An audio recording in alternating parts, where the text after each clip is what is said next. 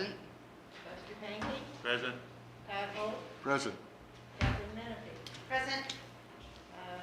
Kevin Battle. He's running a little late, he should be here, so.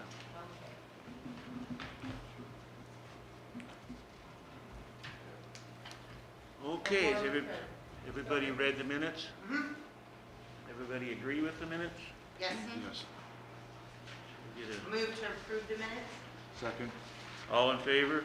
Aye. All right. We'll go into citizen participation. Do we have to move to accept the minutes from the special meeting as well? Oh, I thought we were doing both of them. Okay, I just want to make sure. If that's Yeah, what we're we going to do, we're we good. can do both of them at the same We're time. good Okay. then, just check. All right, citizen. Okay. So citizen participation, what do we have for that? Nobody here yet, does either. Nothing there? All right, how about staff presentations then? So calls for July, we had 18 fires, 88 EMS calls, 11 vehicle crashes, surprisingly no surf rescues, 8 lift assists and 1 other assist for a total of 126 calls for July. Our second busiest month, second to March when we had 128 calls for the month. And so far in August, we've got 9 fires, 33 EMS calls, 1 vehicle crash, 5 lift assists, 1 other assist, which I believe was the mutual aid with Newport for their building fire. Training hours so far this year, 1,708 hours. Still working towards finishing up our firefighter 2, still in the initiation of fire officer 1. And the upcoming academy, I just had a phone call yesterday with Newport's training officer, and we talked about moving it to October officially because of the fire season and just to give more time for recruiting, but mostly because last year during September was our hardest part of the fire season. Right. So we're going to start in October. It'll graduate right now based off the schedule. If we don't have any COVID interruptions, it'll graduate January 11th. So, and then so far for actually July's hours is 195 and a half hours for the month of July for training. Go ahead, Eric. Okay, so Station 74, I talked to the gentleman, you gave me the number, Todd. I meet with him tomorrow morning at 8:30 Okay. to go over. Chris Hayes? Yeah. Okay. You know, what it was gonna cost to do some gravel work and the brush clearing and so on. If all else fails, I have a plan to do kind of a work party and have the district pay for some pizzas and pop and have the volunteers and maybe some of the staff come up and we'll just go to town and, you know, rent a tractor and do it ourselves. It needs to get done. It's way out of control, so I can't wait any longer. I'll go over, I'll go over Tidewater here in a little bit. Big news there. Down here, I got a bunch of the stuff together for Brush 72. It's had some broken items on it for quite some time. I'm working on, I was hoping to have it all done, but people sent me some wrong parts. So it's now going to have the motorized monitor back on the front of it, in-cab controls when it's all said and done, which will be next week. But it'll be ready to go. I'm also working on tightening the security up. Me and the chief have been working on a network and data use policy, and we're going to probably implement that in October. Yeah, you guys will get it for review in October. Okay. They'll get it for review in September. Oh, yeah. Approve it after. There you go. So, but other than that, I'll go over Tidewater here just a little bit. Oh, there is one thing that I'd like to talk about that I didn't have on here. I'd like to, as you know, we've been surplusing a bunch of equipment and stuff off. I've been talking with Brett, and maybe we can work with some of that money. I'd like to sell the old utility truck, which is our oldest pickup staff vehicle out there. I had to finally put brakes on it last week on the rear end, and I only had the rear end done just to save money because I'm trying not to put any money into it. But they were so bad they were metal to metal. Yeah. But I'd like to get rid of it and then take some of that money from all of the selling of everything and get another command rig. I've been looking at a couple police Tahoes, where we can actually set it up as a command vehicle. None of our vehicles are set up that way, where you have the nice command board in the back, two radios for multiple channels. If we buy a used police vehicle, it'll already have all the lighting on it, so that expenditure won't be there. The radios will be the most expensive. But I've been looking and we can get them around 15,000. And then, of course, with radios, wrapping, logoing, and so on, I think I can keep it around 20,000 for the overall thing. And I'm just kind of looking for guidance from you guys if that would be okay for me to even further pursue into something we can do with that. So how many rigs do we have right now? I mean, that are like, We have- because I think we have 3, right? Chief Mason, you drive one, Lieutenant Newton, you drive one, and then isn't there one up in Tidewater somewhere? No, not anymore? We have a brush truck up there. Okay, no, I thought that Bob had one at his house for some reason. He doesn't have a stop rig up there. That goes back to Tidewater as soon as we can push the engine further back when the supplies get used. Okay. It'll be stationed back at Tidewater again. Right, so we have 2 currently other than the one you're wanting to get rid of? Yeah, we have 3 pickups total. I want to get rid of our oldest one, which needs shocks and wheel Right. bearing. it Well, needs some stuff. I don't have a problem with that per se, but my question is why do we need to spend the money on a third one? Why couldn't we outfit your vehicle as a command rig? Because that would seem the most appropriate to have set up as a command rig. So the truck that he's replacing, we keep here at the station as a utility. It's used for a plethora of reasons. One of the most common reasons that we used it in the past was for towing the boat for emergencies. If one of the other trucks wasn't around, it was here and available to tow the boat. When the boat goes down to the port, that won't be as much of a need because it'll be down at the port most of the time, but we'll still need something to tow it periodically. The other reason they use it is if they have to run an errand or if we need to take something to the dump, if we need to just use a pickup truck in general, we keep a utility vehicle. So my current truck is the second oldest. It would get rotated to the utility position, and then I would go into whatever we get and use it as a command vehicle for calls. So you would be driving the command vehicle Yes. as your main vehicle? Yes. Okay, I see that. The biggest thing is right now, all the trucks have canopies on them. And I have offered and it's been quite all right with me, but we've had to here recently, because we've been doing more cleanup around the station, have used my personal pickup to haul dump runs, because you can't get stuff in the trucks with canopies. So his current truck, the canopy would also be sold and the tonneau cover be put on it, so it can still have emergency supplies in it, but it can also have the tonneau rolled back to where we have more room and more space for hauling things when need be. It's become, it has been, we have used it quite a bit for that, and I've had to use my personal truck, which I'm more than happy to do. Yeah, but you shouldn't have to. But yeah, I would rather have it use a district vehicle. Right. So if we got a command rig, right, then yours would then go down to be what you're saying, what you use now, and then yours would go down and become the one that is the pickup truck? Is that what you're saying? His His current will one go would to- be- His will yeah, go to that. right, because it's Okay. the second oldest right And now. he will drive the new, Command. whatever the command rig we end up getting. Mhm. What kind of vehicle you thinking for that? Just some kind of an SUV where. So you have the back seat Yeah, room? yeah, where we have a command board available on the back, multiple radios, things that we can use when we set up a command post and actually be able to function. Right now, when we do that, I pretty much have a handheld board that I can carry around, and I don't really have a spot to set up in the back of my truck. So I kind of just wander or sit in the front seat as much as I can if I have to, but I wander a lot mostly, and just kind of keep an eye on the operations. Didn't we just buy a new SUV recently when the former chief was here? Yeah, a truck was purchased about 2 or 3 years ago. That's the one that Rick Erickson now, that he uses. I guess I'm just concerned from the standpoint of, in our last meeting, my recollection was when I was bringing up equipment and cost for equipment, I was told we have everything that we need, and we shouldn't have to worry about anything and extra costs, and now we're being presented another issue for another piece of equipment. Well, this is just, it was something we were just talking about here recently between meetings. It's a, yeah, last meeting, we were good, but things are dynamic, things are change all the It's time. only been so- 2 weeks. Well, Been months. a month. Well, since Yeah. it's a special district meeting we just had, the special meeting? It's not, I don't think it's a dire issue that Yeah. we do this. It's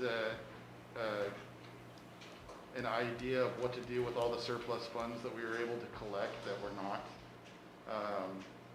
anything that we depended on, because until I got put in place and started surplusing equipment, it was never in the budget. It was never a plan to surplus all that equipment. Will we make enough off surplus Right now, equipment to buy this?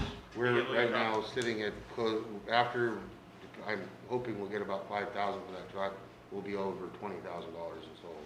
And what would be the budget for the new vehicle then? 20, For everything, to outfit it right? completely? Because I'm looking for a police vehicle that's I already. mean, but fitted. that's the police vehicle, That the already has a lot radios, of it the on. command thing, the whole entire thing. Correct. yeah, we're not trying to pull additional funds out of the budget. We're trying to use funds that we were able to recoup to Right. replace a vehicle after surplusing in 4 vehicles Yeah. by the end of it. Now, would that be through state surplus then, or? There's a couple different places I've been looking. Yeah, there's state surplus, there's Gov Deals, which also sells police vehicles. There's, there's 4 or 5 government surplus sites that we, I've been looking at, keeping an eye on. So I'm trying to keep it around 150,000 miles and about 2014, 2015. So it's still not incredibly old, but of course, with all the lights and stuff on it, you're looking at just the lighting alone. If we can buy one that's already got it on there, you're looking at saving, $3,000 or $4,000 just in Right. lighting. So, I guess my other concern is just the fact that we're looking at this as being surplus, and yet the district paid out money for all of this equipment to begin with. And so, do you really look at that as surplus, or putting the money back into the funds that was spent originally? Yeah, I mean, the only funds that I know that were spent were for the Chiloquin engine and the ladder truck, which was 25,000 for the pair. The tender that we surplus was originally bought by the district back way before. So I don't even know how much was spent on it. I'm not gonna go back and look. It wouldn't be inaccurate for today's value. So, that pickup out there, we're not in dire. We can keep it and we can keep putting money into it, and it might hold out for a while longer. At this point, if we were to put it on the auction site now, we could say it runs and it's in fair condition. If we wait 2 more years, it might be on the auction site saying, hey, come get scrap parts. So What at year some is it? point, you gotta decide when you wanna get some value out of it or not. What year is it? 2004. How many miles? Last recollection was 180. I went to go look today and couldn't find the key, so. So then the rig that you're talking about getting is only, you said 150,000 miles, right? Right, So that's that's only about- 30,000 miles difference. But newer in years. The police vehicles are gonna have a lot of miles on them, but they're very, very well maintained, because of the type of work they do. So they're gonna be very well maintained, but yes, gonna have a considerable amount of miles on them, so, for the year.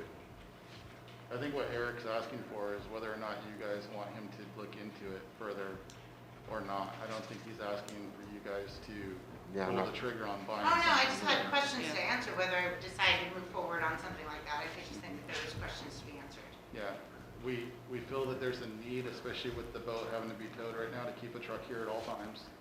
Because if I'm out of town for some reason on the weekend and we get a water call, my truck may not show up. And my truck is the second truck with the ball on it for pulling that trailer. And so, even when the boat's down at the port, it may be there for 3 out of 4 seasons, there's still 1 season that's gonna have to be towed around. So, that's the main reason why we have a utility here. All the extra details that we do with it, whether it's running an errand or taking equipment to the dump or moving equipment from station to station, whatever we do with it, that's all extra. Its main purpose is to make sure the boat gets from here to the water. So the vehicle that Eric is driving then, would it be worthwhile to consider putting a ball on that one too? Yeah, So it has a that ball one- on it It too. has a That ball one. on it too. Okay, Yep. So, okay. yep. Trying to make everything as most universal and useful and quick access as possible. Right. Yeah. Yep. Like I said, this isn't a dire need, this would help us operate on a command level better. If we don't get it, we're still gonna function. So, we tried to come up with an idea of what can we do to replace that vehicle, keep a truck down here still, meet a command need, and utilize the money that was brought in from all the different surpluses to make sure we didn't put an impact on the budget from it. So, at this point, it falls to the board for direction. My concern here is we're spending $20,000 for something that we don't know how long it's gonna go at 150,000. Agreed. And I don't know, I myself, I don't feel comfortable spending $20,000 to buy the same thing we already got. Because that's basically what I see, it's what we're doing, is we're buying the same thing. Mileage-wise, I understand the conversion of the command vehicle for you, I totally get that. The thing is I would like to see us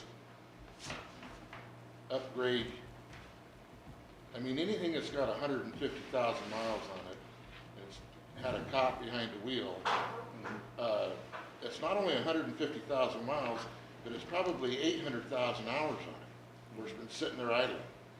And I just, myself, I don't think it's a good idea to buy somebody else's problem. I would personally like to find a vehicle that was from another fire district that maybe didn't get used as much. That they don't need Now anymore. we're kind of getting on the Yeah. track right now. It seems like there's a shortage on everything, and I'm not seeing a lot of them, but like I said, we don't have to pull the trigger on this today. This is just, do we want to venture into this any further or not? You know, we have a lot going on, and for Eric to spend any more time on anything else, it needs to be something that needs to happen, not just something that might happen. So if the board feels like having a command vehicle here would be beneficial to the district, I'm telling you from an operational standpoint it would, but if the board feels like taking the surplus money and investing it into something like that, we'll continue to look. If not, then we're not gonna continue to look, and we're gonna continue to move on to the projects we already have, because there's Right. plenty of them. So, Well, one of my concerns, and I think you tipped on something there, Chief Mason, is the amount of projects that we do have and the amount of time that we have to put into them. When I'm already looking at the Tidewater station, I'm looking at how long it's been taking to coordinate the brush clearing. I'm looking at those other things. I absolutely can see the need for the command vehicle, and I can see potentially looking at it in the future, but right now it seems like we're getting spread pretty thin and everything's moving at a pretty slow pace. yep.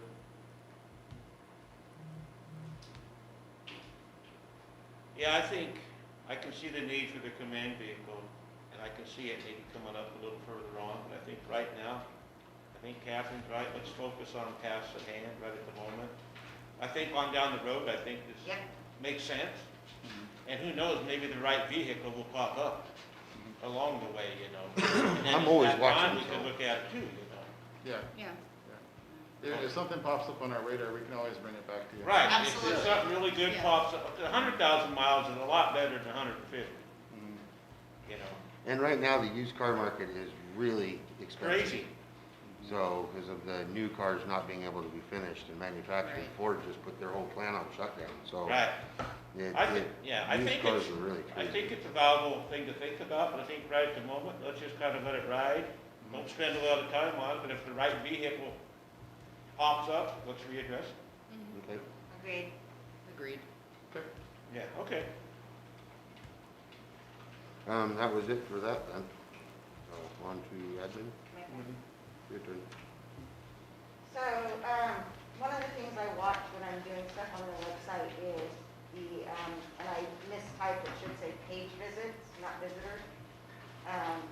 It tells us how many times pages are visited on our site every month. So, right now, as of July, we had 15,493 of our pages on our website visited.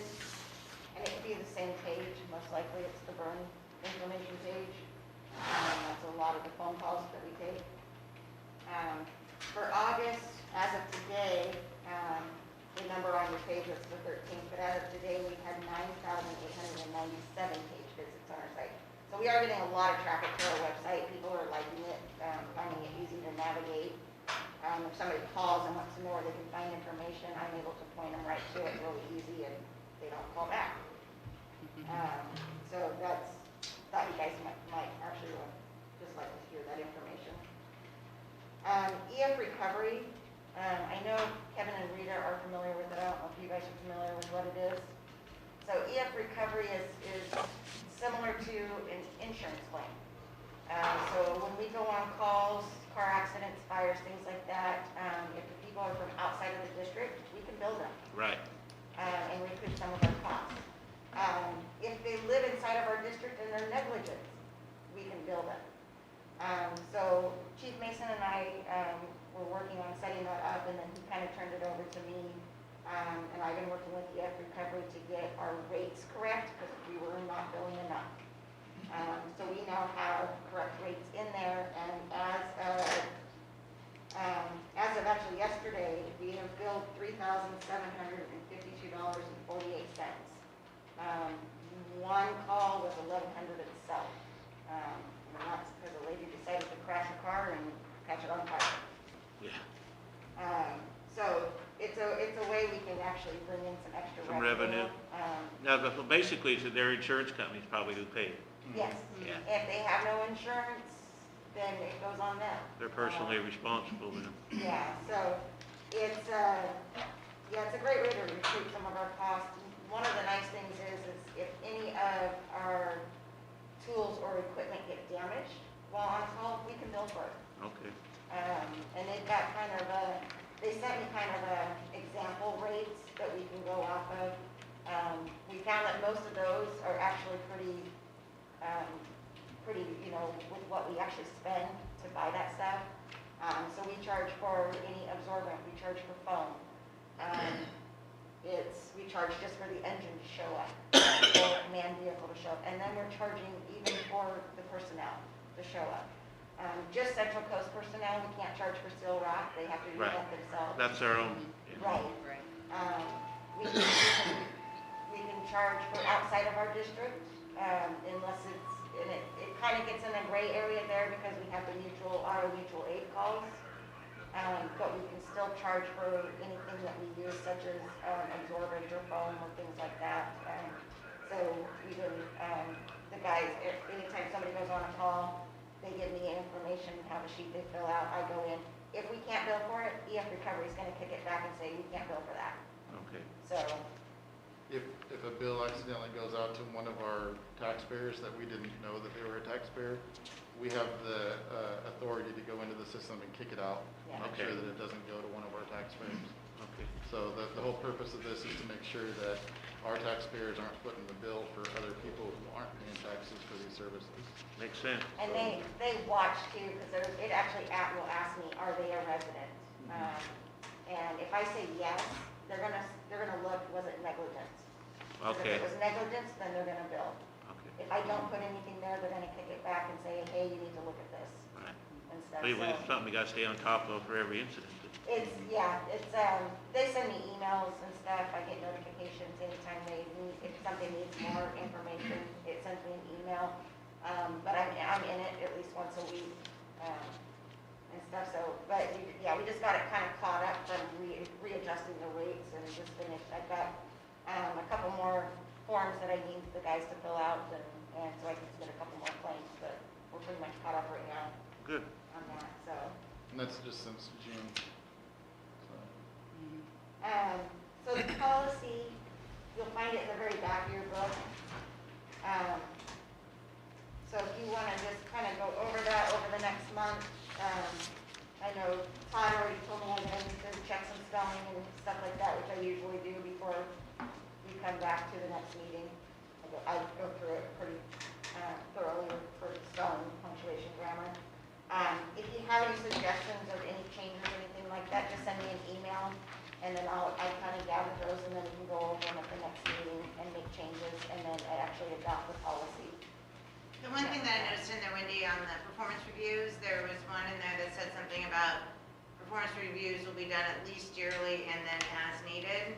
I think that potentially there should be also one in there that a review is going to be done prior to somebody's probationary period coming to a close.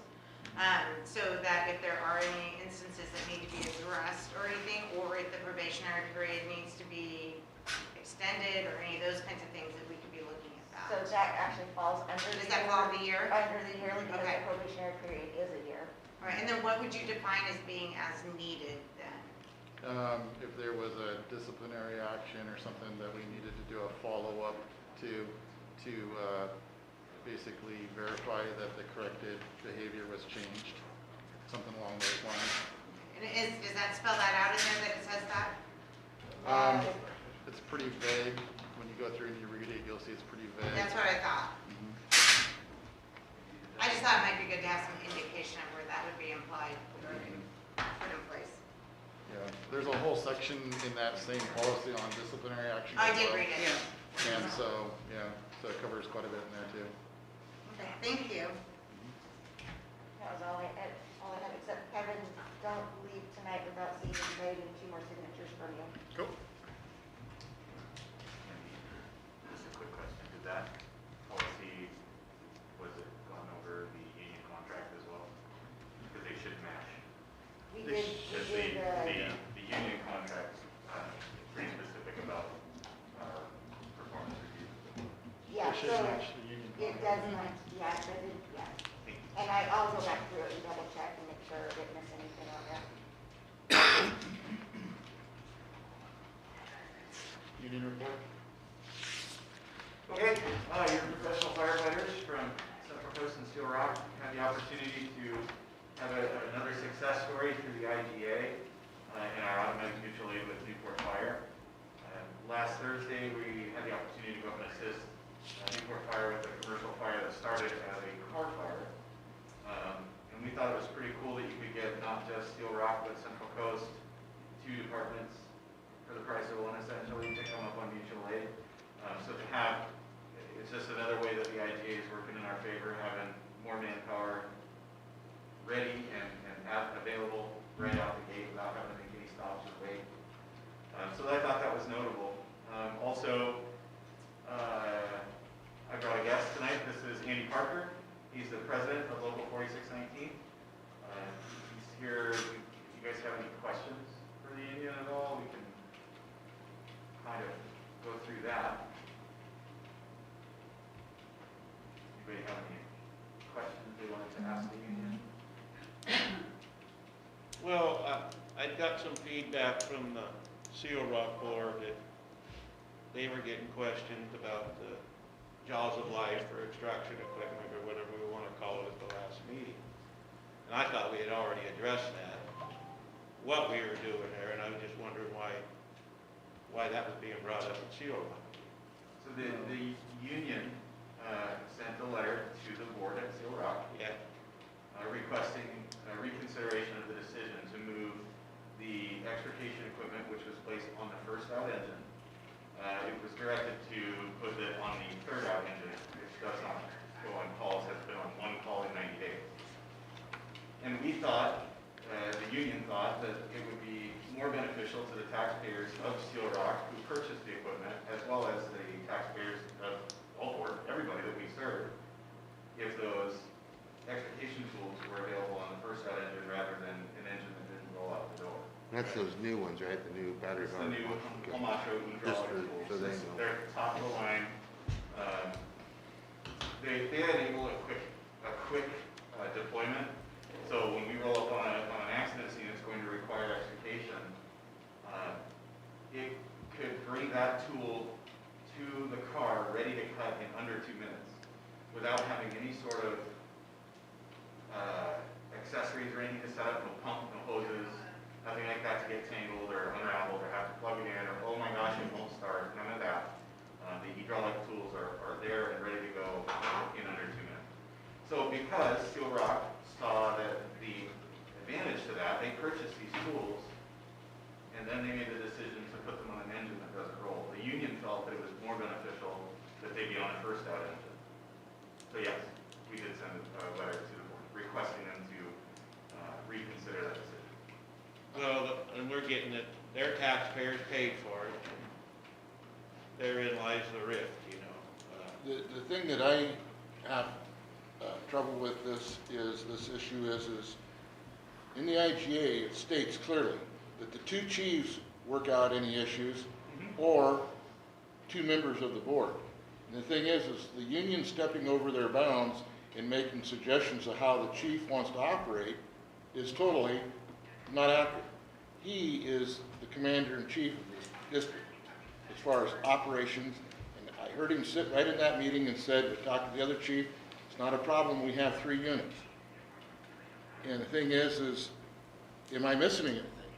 So I've really taken a step back from this. This is a Seal Rock issue, and I left it up to the Seal Rock's fire chief to make an ultimate decision on it. We have our tools. Our operations are not hampered. Yes, I do see the union standpoint on the fact that those tools are faster and easier to deploy. I've come up with a plan on how to really remedy this in a total factor that I'll bring up here in a few minutes. But at the end of the day, after thinking about it, it does not interfere with Central Coast operations. It is not a Central Coast tool. It was not a Central Coast decision. So I left it to Chief Sakaris to make that decision, not me. Because we had talked, we were gonna try to get rid of some of the stuff we got and try to buy us one of those newer. Yeah, and I did get a hold of our TNT rep, and he did work out a deal for me, a very gracious deal, I will add. Good. And I've got a form for you guys to look at, and it is going to cost a little bit of money, but I did go to the budget, and I know where there is unappropriated funds in our operations levy that I can pull from that won't affect the budget. And then, so that'll get rid of the 3 units we got and get us one of these up to date. We will maintain 2 units that are gas-powered units for, if you will, and then 1 battery unit that we'll trade the rest of our units for. We'll receive that in this swap. Okay. So, and that's why I wrote a resolution for you. If you do decide to give me the authority to move forward on that, then we'll have to move those 5,000 funds into an actual line item inside that levy. And that gets us up to the modern. Yeah, that'll get us the same as what they have, but with our brand. Okay. So it's a different Timeline on brand. that? He said he could have it here by the end of September if everything goes right. Keep in mind that Tyler is a firefighter in Idaho, and the hardest part that I had initially trying to get a hold of him was he was on a fire. Yeah, of course. So, but I talked to him. He's got some trips planned to come do some maintenance, and he can swing in here and drop those tools off on the way through and pick up the stuff that we'd be trading. Well, if it's truly a faster tool and make things happen, I think it warrants getting. For Yeah. ourselves. Yeah, so I mean, if we want to just jump to it real quick, inside your binder, you guys should have the list of things that I identified. I'd rather stay on topic if that's Oh, okay. sure.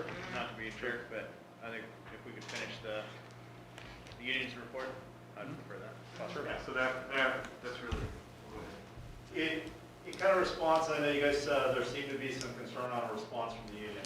And when you guys get certain responses from the folks, obviously the firefighters on duty work for the chief. That's who they're working for. I don't think there's any question there.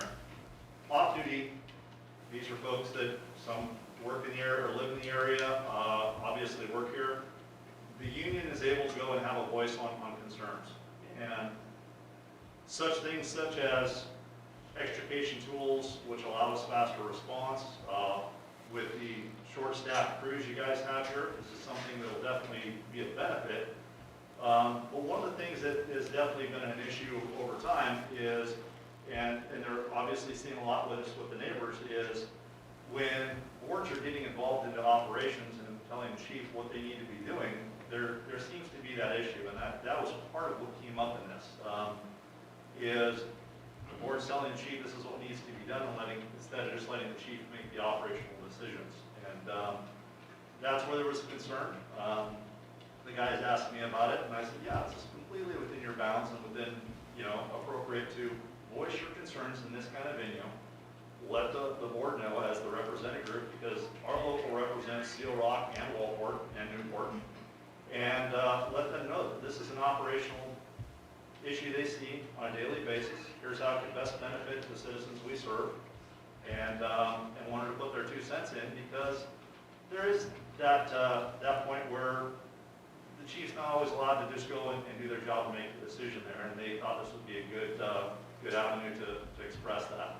And you might see that again in the future, but that's the kind of stuff that comes up in those things, and that's where you might have folks like Shai's up there right now as a union officer instead of being on duty. This is where he can voice his opinions or speak on behalf of the group in those kind of situations. So I can hear what you're saying, Andy, but one of the things I think, just what Todd was saying here, is the fact that when the issue was brought up, at that point in time, if Chief Mason saw that there was any issues with that, or if he thought that there was any issues with concerns with safety or any of those kinds of things, certainly that could have been voiced. It's not a matter of the board trying to get involved in operations. It's saying that there's a concern about this piece of equipment. What's going on? What can we do? Oh, And so when that agreement then is made and the board says, okay, we think we've taken care of this, and then Seal Rock thinks that's a decision that's been made, and then all of a sudden you come out on this other left field, I think that, and I understand that the union has a right to say voice, but to imply that the board was interfering with operations, I don't think is a fair statement. well, and I hope you guys understand this. From my understanding, correct me if I'm wrong, this wasn't directed to this board. This was Seal Rock's board and their chief. And again, this group represents both. That's why the letter was directed to there. This wasn't an issue with. Right, but we're also tied at the hip too. You're correct. So the thing is when you make a statement to the Silrock board, you're basically making it to us too.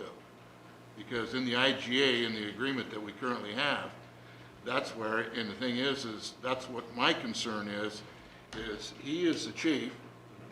Silrock has a chief. It says specifically in the IGA, I was at the meeting when those two talked about it, and Chief Mason said, not a problem, we got 3 machines, and then the next thing I know, there's a letter of sarcasm sent to him, and the thing is I think that we need to find out who's in charge.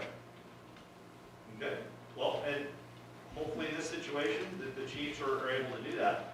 The guys who are working with this stuff every day definitely had I think a very good concern. Tried to bring it up, and it was clear to them that this was something there was a lot of board influence. This is something that we've seen over time, several times, where the boards can have quite a bit of influence when the chief usually gets overlooked or over decided on something that, you know, you hire the chiefs that have the fire experience, that have been doing this stuff, and a lot of times the chiefs have been overlooked on some of their decisions, on some of the stuff that's gone on. And, you know, that's something I think that the folks have seen enough times. They wanted to kind of put that out there and say, this is something that, why did it even get to that level? This should have just been, chief goes, guys, put it on this truck and this is why. When it gets into this venue. But isn't that an operational issue? This is an operational thing. So then why wasn't it brought to the chief, and then the chief makes that decision? The union should have nothing to do with what the chief's decision is operational. So why take it to the board instead of taking it to your chiefs?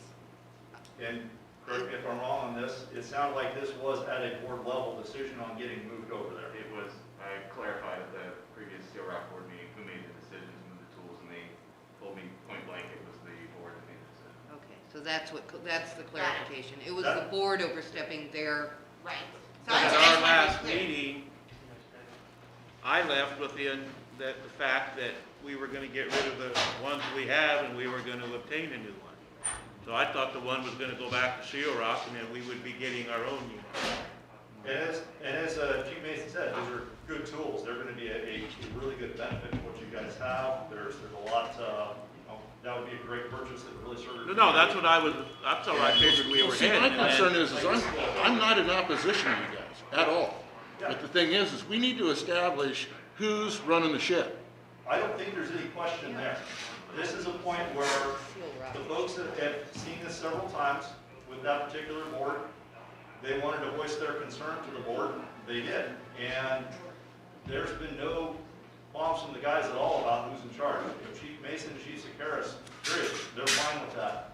It's when the board comes in and tries to tell the chiefs is, no, we want it done this way or we want it done that way against what the chief wants, that's where really the rub's kind of been. And that's been pretty evident. But see, again, that's totally between their chief and their board.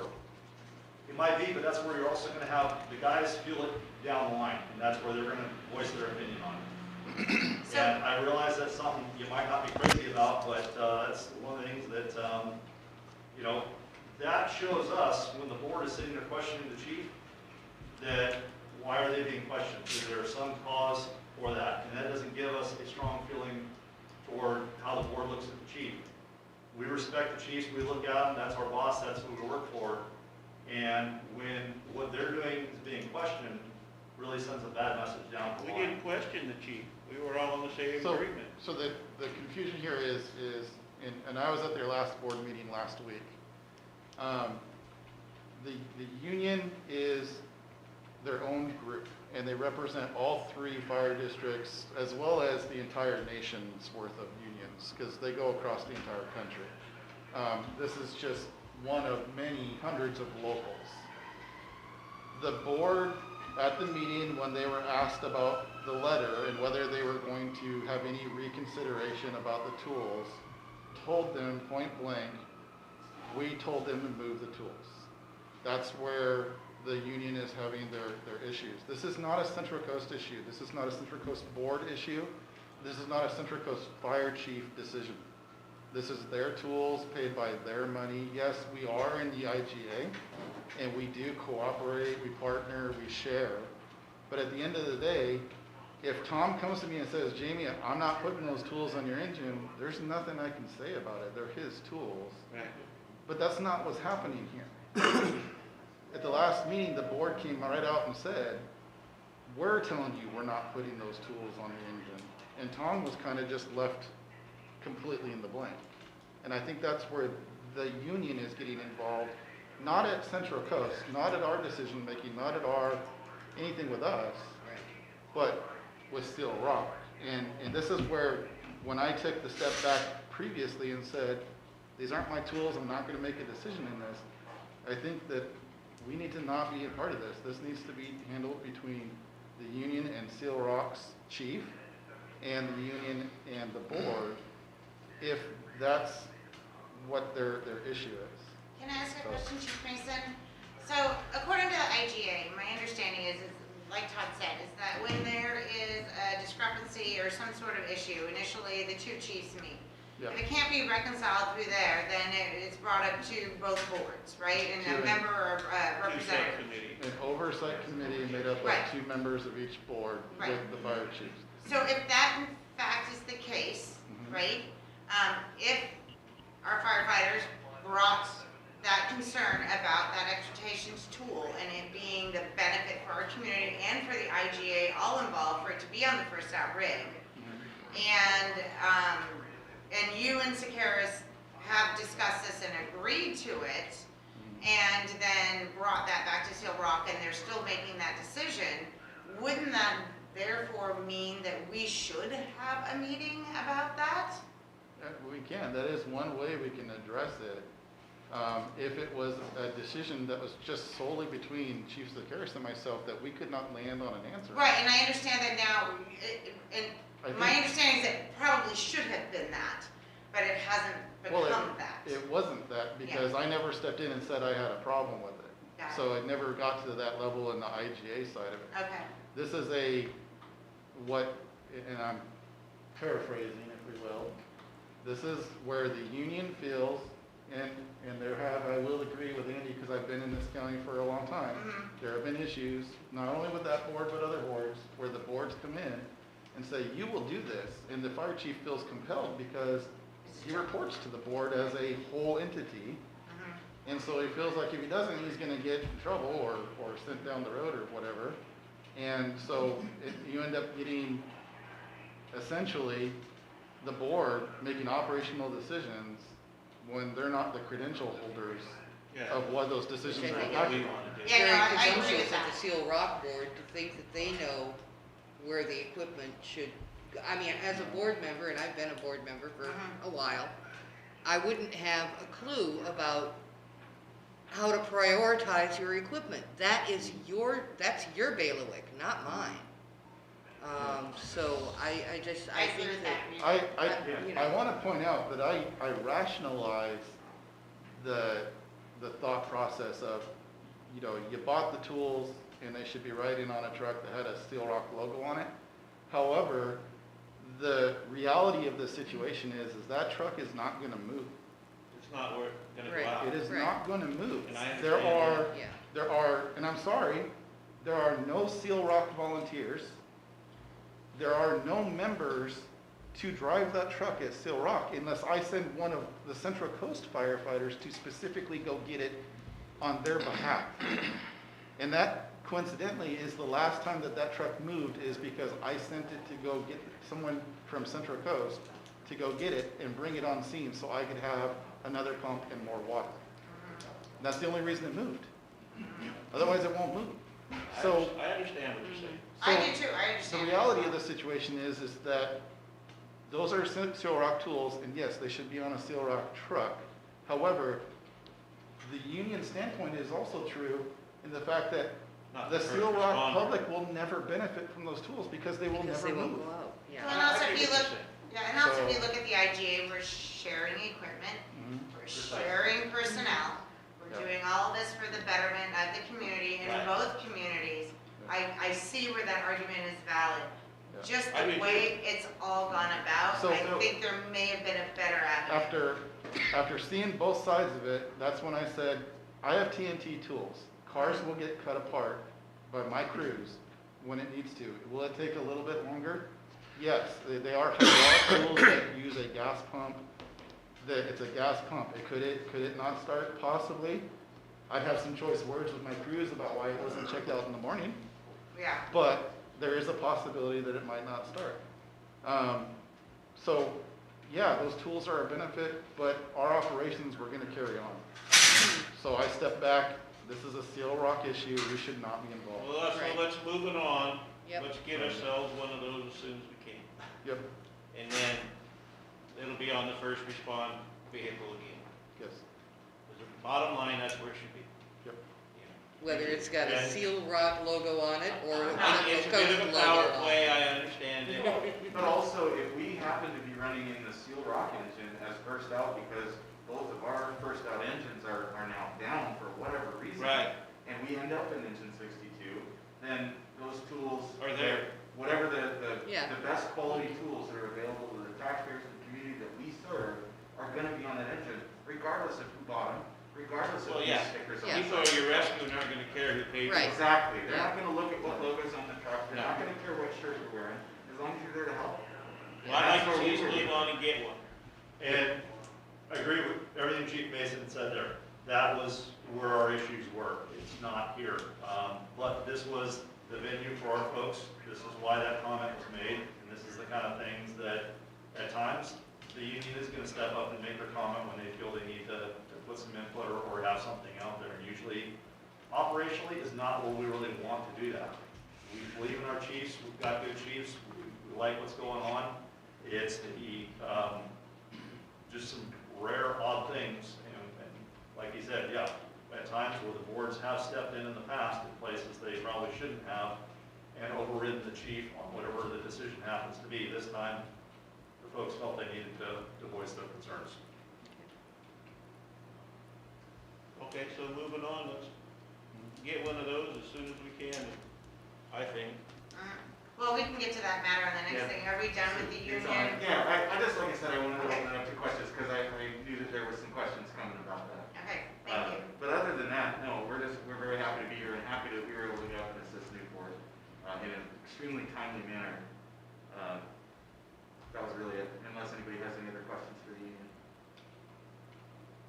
Thank you. Thank you again for Thank you. space to talk. We Thanks. really appreciate it. Okay, I guess we'll move on to the volunteer report then. Rick was not able to be here, he's on a trip with his wife, and he didn't have a lot to pass on. There's been no changes in our volunteer status, nobody's left. We did hand out 3 applications at the open house, but we haven't seen any of the 3 come back yet. So, along with moving the academy to October, trying to push for some more recruiting and get a couple more bodies in here is part of that as well. So, Newport's and Andy can correct me if I'm wrong, but Newport's kind of in the same boat where they've only got a couple people as well. So it gives them a little bit extra time as well to Okay. find a couple more people. All right, that makes sense. I'm really not expecting to have a bad fire season.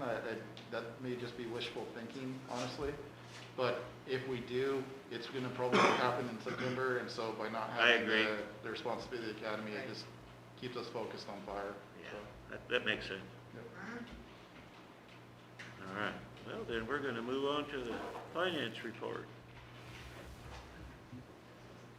We have just 1 month in the new fiscal year, and we finished the month of July with $1,617,069 in the accounts, both restricted and unrestricted. Of that, the unrestricted cash in the accounts is $234,473. There weren't really a whole lot of notable expenses outside of the ordinary. We did have vehicle repair, $2,094.15 for the month, and $1,296 of that was for brake repair for unit 7162. that's my job. Tidewater station improvements were $17,456. You know what that brings our total to For the year? for all time? I don't have that. No worries, no worries.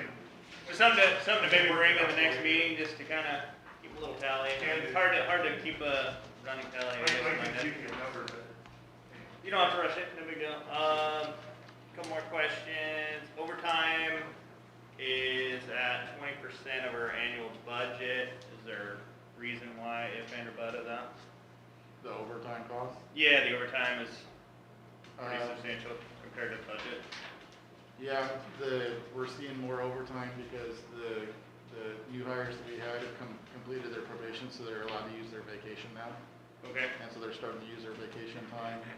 It's summertime, there's been a bit of vacation use. It should taper off here at the end of the year. Okay. The overtime will also hopefully we'll be able to be a little bit more flexible with it. If the levy passes and we go to a firefighter, we're running 3, we'll be able to do that better too. So, Office supplies, postage was 32% of the annual budgeted line item. Is there? Yep, that's part of finishing the projects we had with moving PWA downstairs. We put up the washer and dryer upstairs. We also bought a 4th bed for the 4th bunk room so that we could stop sending a firefighter home when we have 4 people on the engine for the night. So we're now fully facilitated for a full engine crew if we have people on. And we've had our stipend raters on and not have a bed for the night and have to send them home. So, And then last concern would be vehicle fuel was 17%. I mean, that just seems like it would be a little outlier since that should be pretty regularly, or did we just been busier than we thought we'd be, or? we're busier. Yeah. We're running a lot more calls and we're also running around. I know the crews right now trying to meet some of the things that the Seal Rock Board had brought up. They're out moving around all day, going hydrant to hydrant and trying to clean them up and do some weed eating and such. So they're out moving around a lot more. So as these costs keep coming in and as I continue to monitor it with Brett, we'll start making modifications, and then by the end of this year, should have a really good understanding of what it's gonna cost us year to year. So, yep. I had to put the whole budget together based off of the budget that was put together before, and it was not a good example. Yeah, no big deal. It's just some of the things I look at when we have big, huge in things at the very beginning. I just want to make sure that it's kind of maybe a one-time thing and we can adjust accordingly. Yeah. That's the only questions I have. Thank you. And the rescue boat, there was a $3,469 expenditure from the canvas company, which came under what we anticipated. Yes. That's great. Only by a couple $100, but it was still lower than what we forecasted for it, so. That was on the jet drive. And it's No, the no, right no, color? the cover, the cover. Oh, for the it. cover, that's, And what color did it end up being? It's just solid gray. well, you got the boat fixed though too, 'cause it had a bearing problem or? Yeah, that came out of its line item. There was a line item for Okay. fixing the boat. Yeah, and it was bushing? Yeah, the bushings on the outside of it, right on the outside where because it's a jet pump, it's got. Yeah, I know to go in exactly what you're reverse. talking about. Yeah, the bushings that control all of that. Right. Had worn out. Yeah, so, they were out. But it's all ready to go then. Yeah, Yeah, it's it's already already back in bucket service. and all the bushings and everything. It's ready to go down to the port as soon as we can get water and power down there. Yeah, So, we're getting prices right now on the power and the water both, so Yep, we're pursuing that as quick as we can make it happen, it's gonna happen. okay, we're all ready as soon as we Yeah. get to that point, so. That's all I have. Any other questions? Okay, Other questions? well, Move to approve the, yeah, the. Make a motion to financial- approve the financial report as presented. Second. all in favor? Aye. I'll make a motion to approve the expenditures. Second. All in favor? Aye. We got that resolution.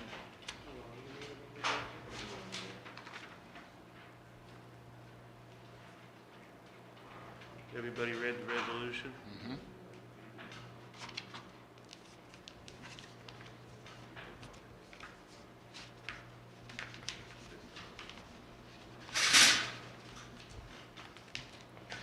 We gotta vote on that, too, don't Yeah, but we need to read it. we? Oh, read it out, okay. That's why I said, you want to read it? You want to read it? I don't hear very well. I ran equipment for too many years. Resolution 2021-13, a resolution authorizing LGIP account signer additions. Whereas the Central Oregon Coast Fire and Rescue District has authoritative power to create and maintain checking accounts, equipment levy funds, reserve funds, etc. to maintain the operation of the district. Now therefore be it resolved that the Central Oregon Coast Fire and Rescue District hereby authorizes the following LGIP, Local Government Investment Pool, account signer additions for the Central Oregon Coast Fire and Rescue District. Add District Board members Buster Pankey, Todd Holt, and Rita Eckerman, and District Fire Chief Jamie Mason as account signers for Local Government Investment Pool LGIP Account Equipment Reserve Fund number 6046, Local Government Investment LGIP Account Building Property Reserve Fund 6045, Local Government Investment Pool LGIP Funds 6044. Approved and adopted by the Board of Directors of the Central Coast Oregon Coast Fire and Rescue District on this 19th day of August 2021.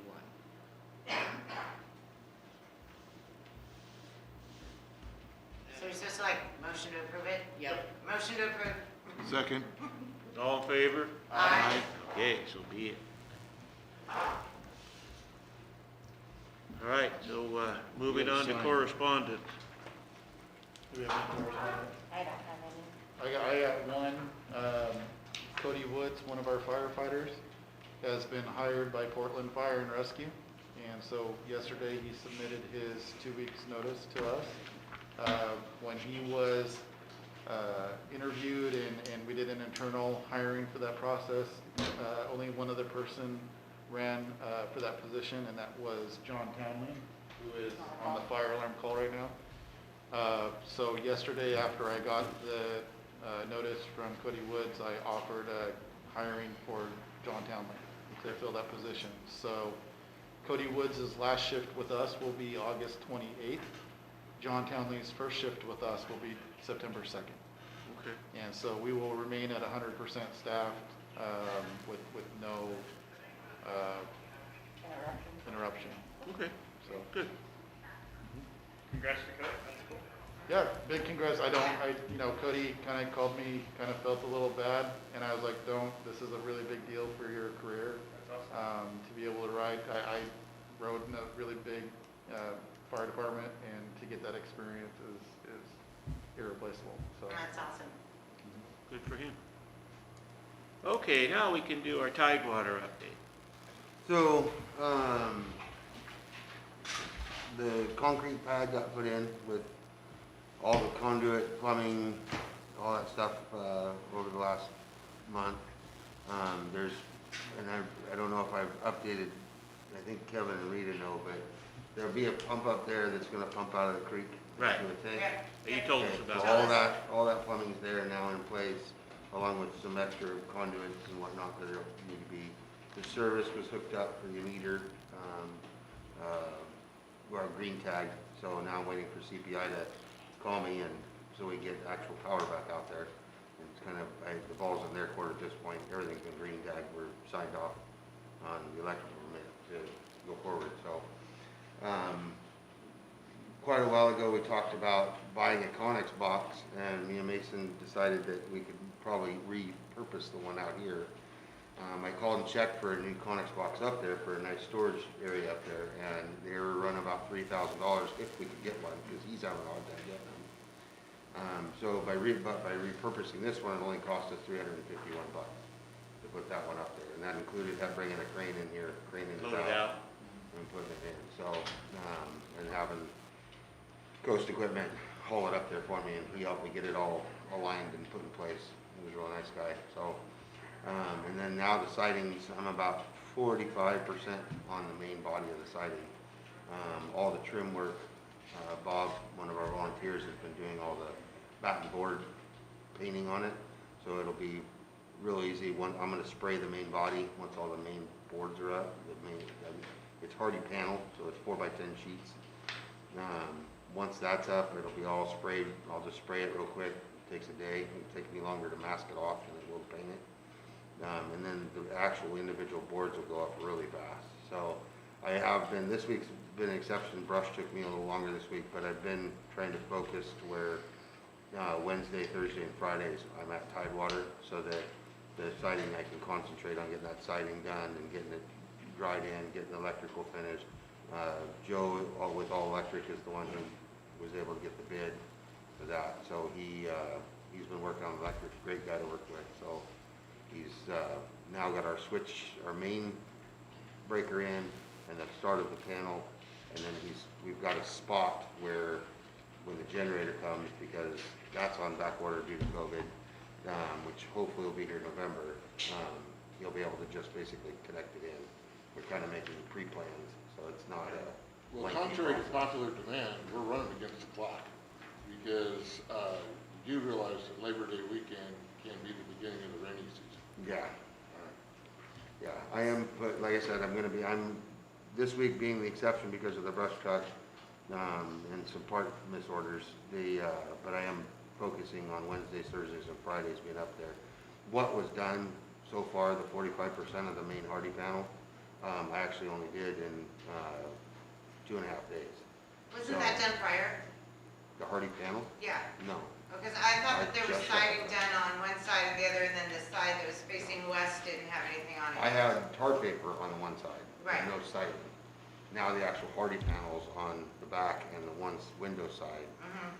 There's one more piece to put on that side, the front, which is very little siding at all. And then the whole other side, which will go actually a lot quicker than the window side because there is no windows. Right. It's literally jacking up a 4x10 sheet of I think I'm panel. confused though, so what exactly has happened in the last month?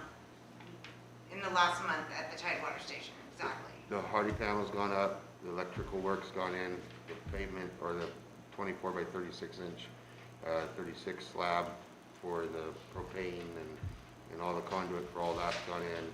The Connex box has been moved and is put up there. And those are all subcontractors, correct? I'm sorry? Those are all subcontractors that did that, Well, electrical, the electrical, the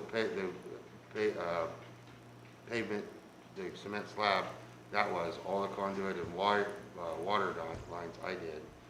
Bob did help me with that. The siding I've been doing on my own. Bob's helping a little bit when he can, so. so I just have a concern, and I hope you can clear it up for me, because I obviously don't know everything. So I understand that when we put the Tidewater bid out, we didn't get any bids. And then I understand that they said it was fine for you to build it, or to fix it. So when you guys are the ones putting in the plumbing, and you guys are the ones doing the structural, What kind of insurance? I mean, like, if you have a contractor that's doing it, they have a license, bond, and insurance, so if there's any issues with that after the fact, that you can go through that avenue. What do we have? So this isn't plumbing, like indoor plumbing. This isn't what you would hire a plumber for. This is running conduit. And to give you a good example, my house, there's a meter on a post. It's a construction meter. It never got moved to the house after the house was constructed because nobody did it.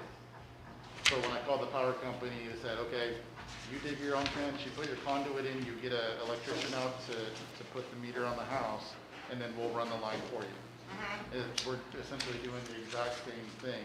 He's running conduit that had to be ran through the concrete pad so that wiring can get from point A to point B. Now, the power company and the electricians, the people who are licensed, So have to go conduit, through I and run understand, that. is different than plumbing. So when you say plumbing, Yeah. I hear plumbing. Yeah. Well, there not- is the pump plumbing, that's just been put in the ground. Where for the water tank, to have the hydrant out at the sign, that I put in the ground. When we actually go through and hook plumbing up and pumps up, yes, there'll be a plumbing contractor brought in as a consultant to make So, sure. and I understand, like, as a homeowner, like, if I want to do a fix on my house, I'm making that choice and I'm making that fix. And if I do it really crappy and it falls apart, that's on me, right? So, but when you're dealing with a fire department that is supposed to be done in a specific way and to certain standards, and if there is an issue and you have somebody who's not a contractor building it and something happens, then what is your recourse?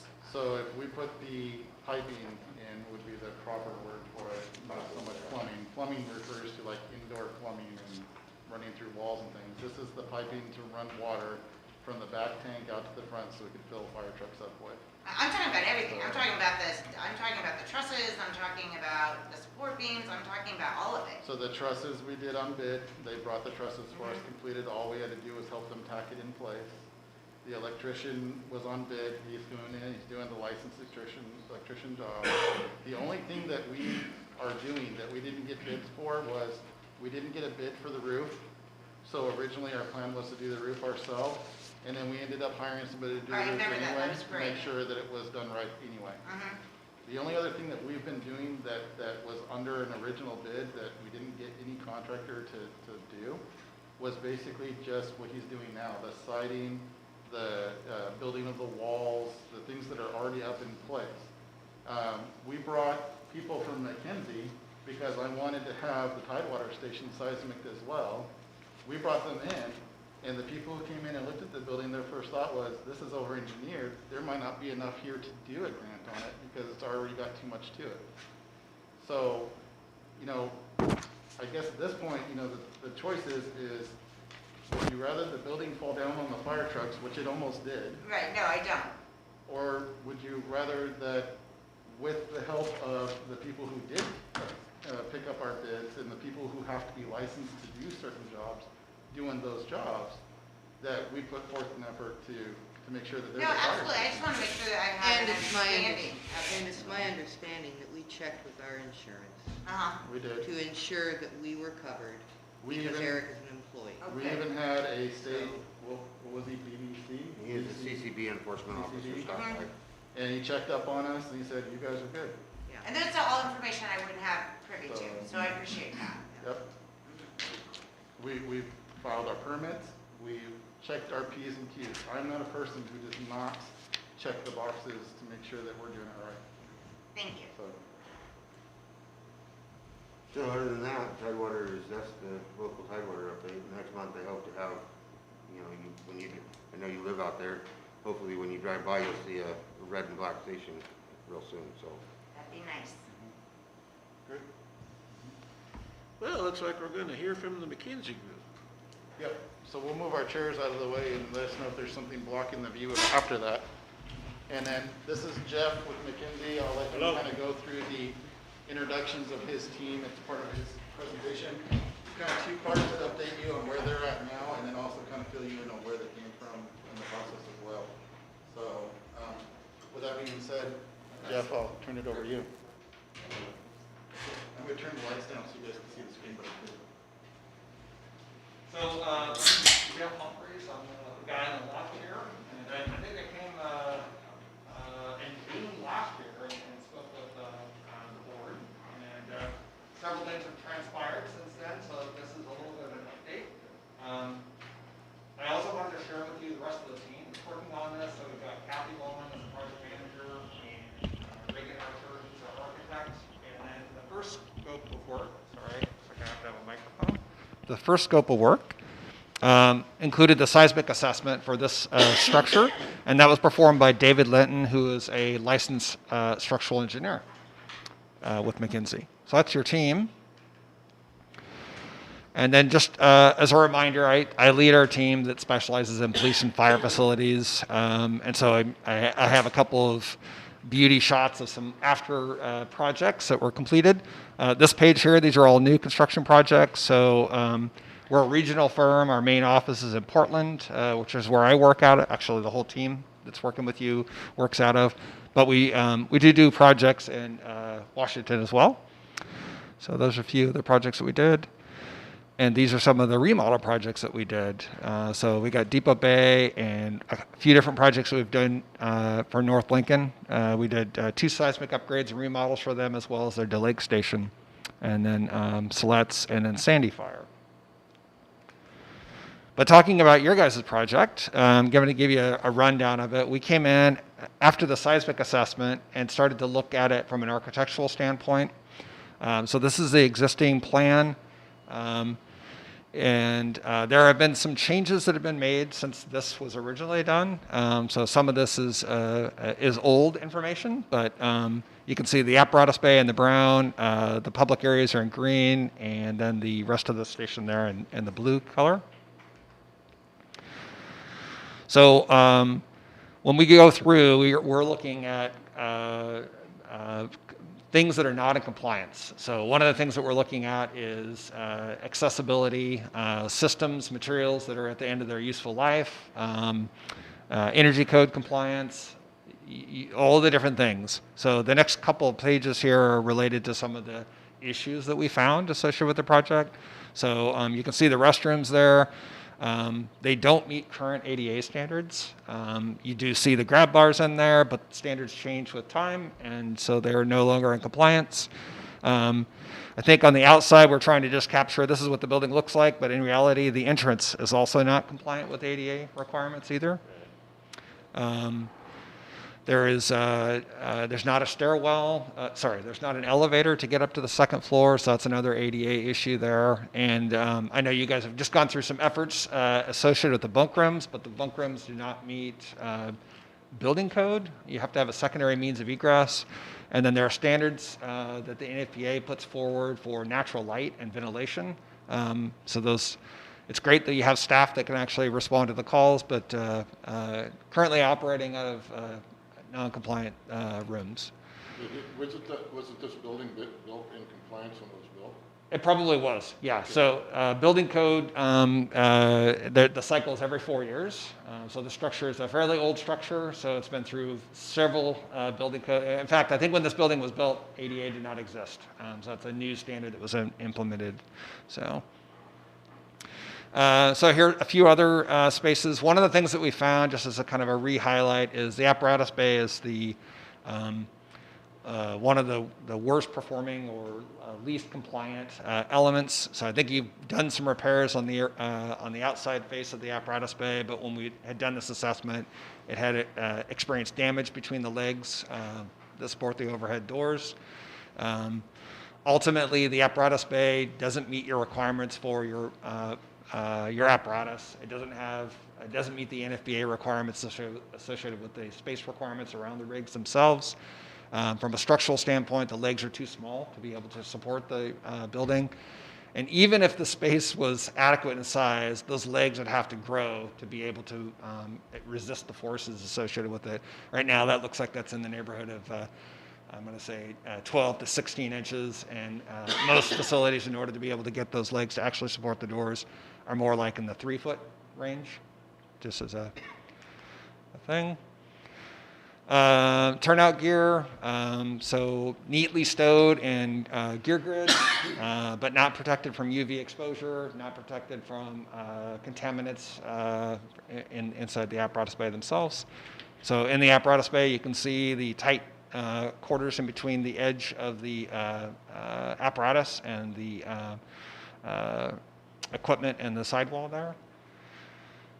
Just pictures there. So this is some excerpts that we pulled out of it there, but again, a number of issues associated with accessibility. The seismic was in a separate report, but there are things that would need to be required to tie the building better to the foundation, tie the roof off to the walls to the foundation systems, things like that.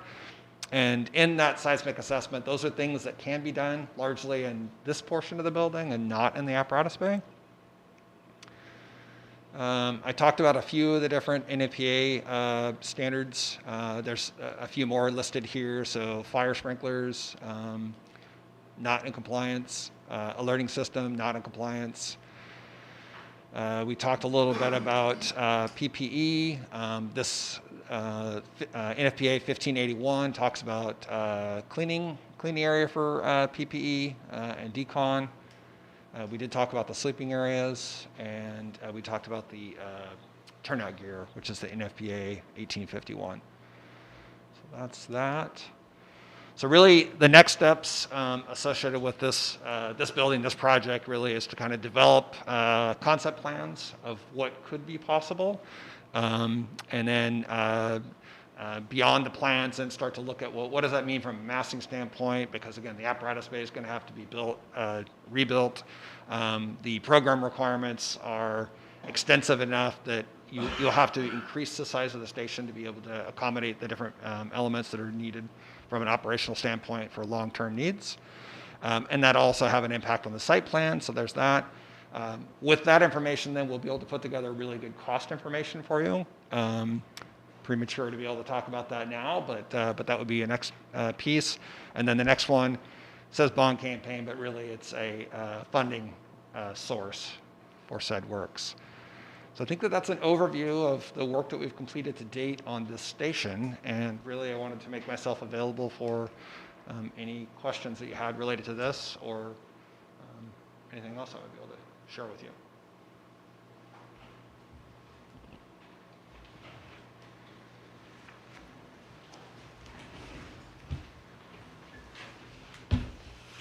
So I will point out in your packets on the old and new business section, you'll have what's been presented to us by McKinsey from our last meeting, which was the conceptual floor plans. They're called block diagrams. Right. They provide not only the overhead look of what it would be, but also where it would sit in the property lines up in the right-hand corner. They provided some advantages and disadvantages based off of what they see, and then those go all the way through to the very last one, which is the one that's our most recent update, where I wanted to point out that this is a single story option. So this removes the need to spend the large dollar figure on an elevator, because there would be no second story. Yeah. It also, for me, provides a better floor plan of operation in the station in general. I really like this concept. But yeah, the idea of just having a single story reduces a lot of costs. Right. That keeping a two-story building would incur. I know that this isn't intended to be sarcasm, but I think it's just a common sense thing that rolls around in my head. So a fire district, we've got, if we were to build a two-story, well, we have a two-story now, new compliances is we got to have an elevator in it. Mm-hmm. What I don't understand is how in the hell are we going to hire a fireman that cannot walk up and down the stairs? So it's public access. Yeah. Even if it doesn't matter. even if the upstairs area has I mean, again, I'm not trying to be difficult, but I can't get my head wrapped around that. No, and a long time ago when I first started getting into these things, I really struggled with the concept of why does an elevator have to be when it's just dormitories and living space for firefighters Right. However, I personally watched fire districts and McKinsey try to battle this with the state and lose every time. Depot Bay had to put in a two-way elevator in their station because on 2 floors it opens on one side and 1 floor it opens on the other. And the 3rd floor is all dormitory, kitchen, and living space. There's no public rooms up there for the public to access. But because it's a public facility, they don't give us the, I don't know, they don't give us the leeway of saying we don't have to have an elevator. They can go above $100,000. So. Well, the two-story remodel, is, especially on this station, the engineering costs alone to put in the extra, structural support, structural members, the extra engineering involved, that's extremely costly all by itself. So when they presented us with that first floor plan, I really enjoyed it too. Because for one, it's gonna save the taxpayers a lot of money, not just in an elevator, but in all the extra engineering that would have to go along with adding a second story. And we got the land to play with. And we have the land to play Not with. like we're restricted on It space. also- So it's just Depot Bay, we're not forced into it. Yeah, it also takes away one of the things that I stress about, which is the safety of my firefighters. You wake up at 2 o'clock in the morning for a fire call, and you're half awake, and you're trying to run down narrow stairs. Downstairs, yeah. I Yeah. really like the Yeah. first floor, I like the one Yeah. floor too. I mean, the only downfall is you don't have a fire pole. I mean, really. Yeah. A big thing. And since they wouldn't let us play on it anyways. No, I think that one level one makes a lot of sense, and even though you lose some parking, but the parking that we've got over here now, I think we would be absolutely fine. My question still comes about putting the cart before the horse. So we still don't even know if we're buying this building. So I'm wondering, do we even know if it can be seismic yet? If they follow through on these footprints, what they do with these footprints, this will be seismic. Mm-hmm, If you try to seismic what's currently here, like Jeff just said, mm-hmm. that can't be No, not the seismic. bay. So this part of the building can be Yes. seismic, and we're positive of that. Yes. Okay. So, and I like your letter that you wrote because if we're going to have to take down that entire building, there's no reason why we should have to pay for that square footage. I think it needs to be taken into consideration is that the taxpayers are the taxpayers, and yeah, the district is bigger than the city. However,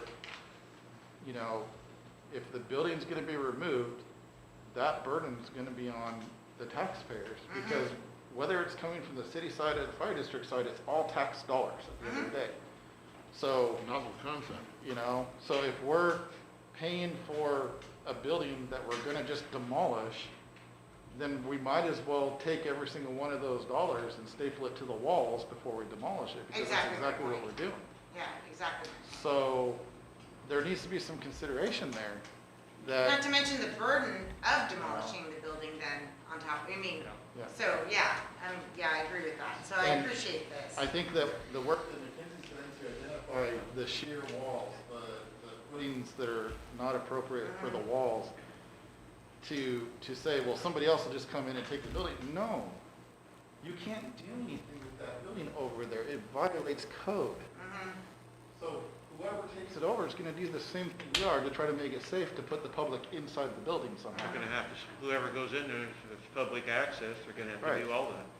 So, you take the fire chief side of it, I want my firefighters in the building that's sprinkled. I want a fire alarm system that wakes them up when the building's on fire. I want a notification system that wakes them up without giving them a heart attack. I want them to be able to run to the trucks without falling downstairs, I like Then your when you- exhaust being taken care of. Yeah, I want my equipment to not contaminate my firefighters' safety when they wear their equipment to come save you.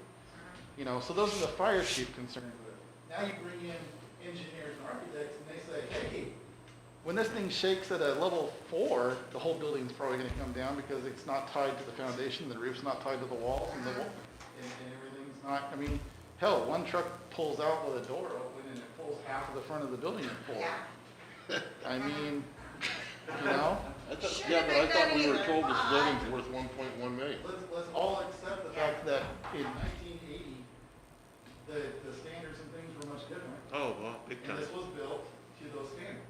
And now we're 2021. We've brought in a third-party consultancy to evaluate if we could move to another property. They couldn't find one that didn't affect the taxpayers' insurances, and they couldn't find one that would fit our footprint, and take us outside the tsunami zone. So our argument isn't whether or not we should buy the building. Our argument right now is, How what much are we should we gonna buy it pay for? for it? Right. Because if we're gonna tear it down, then whatever it was assessed at this point might not hold true if it's We gotta don't be even torn have a down. true Because, assessment. no. Yeah, no, We've and that's already- what I really appreciate, and I agree with that, and that's what I really appreciate the letter, is, you know, when you're looking at that, and that's what I meant about for the worst. Yes, I do agree that this seems like the best reasonable thing, except for the cost that they're asking for. So, The letter puts in there how maybe we can argue why it shouldn't be what it's at. so we have 3 voting opportunities total for what we wanna do with this building. They are next May, next November, and then the May following. However, that November vote is gonna get thrown out if you wanna do a seismic grant, because the seismic grant has a timeline on it that it has to be done on, or funding just gets cut off. Mid-project or not, the funding gets cut off when it hits its timeline. So, in order to do a grant parallel with the remodel, we would have to go to the voters in May and tell them, hey, we submitted for a grant in December, the prior December, and hopefully we would have the results, and Jeff, back, usually in February, by the end of February, we get the results. So we'd be able to go, by the time it was time to vote, we'd be able to go to the voters and say, we've already secured up to 2.5 million in grant funds to offset our costs. Here's the remaining balance that we need. So whether we do that this coming May or that very next May, we can only apply for those seismic grants in December.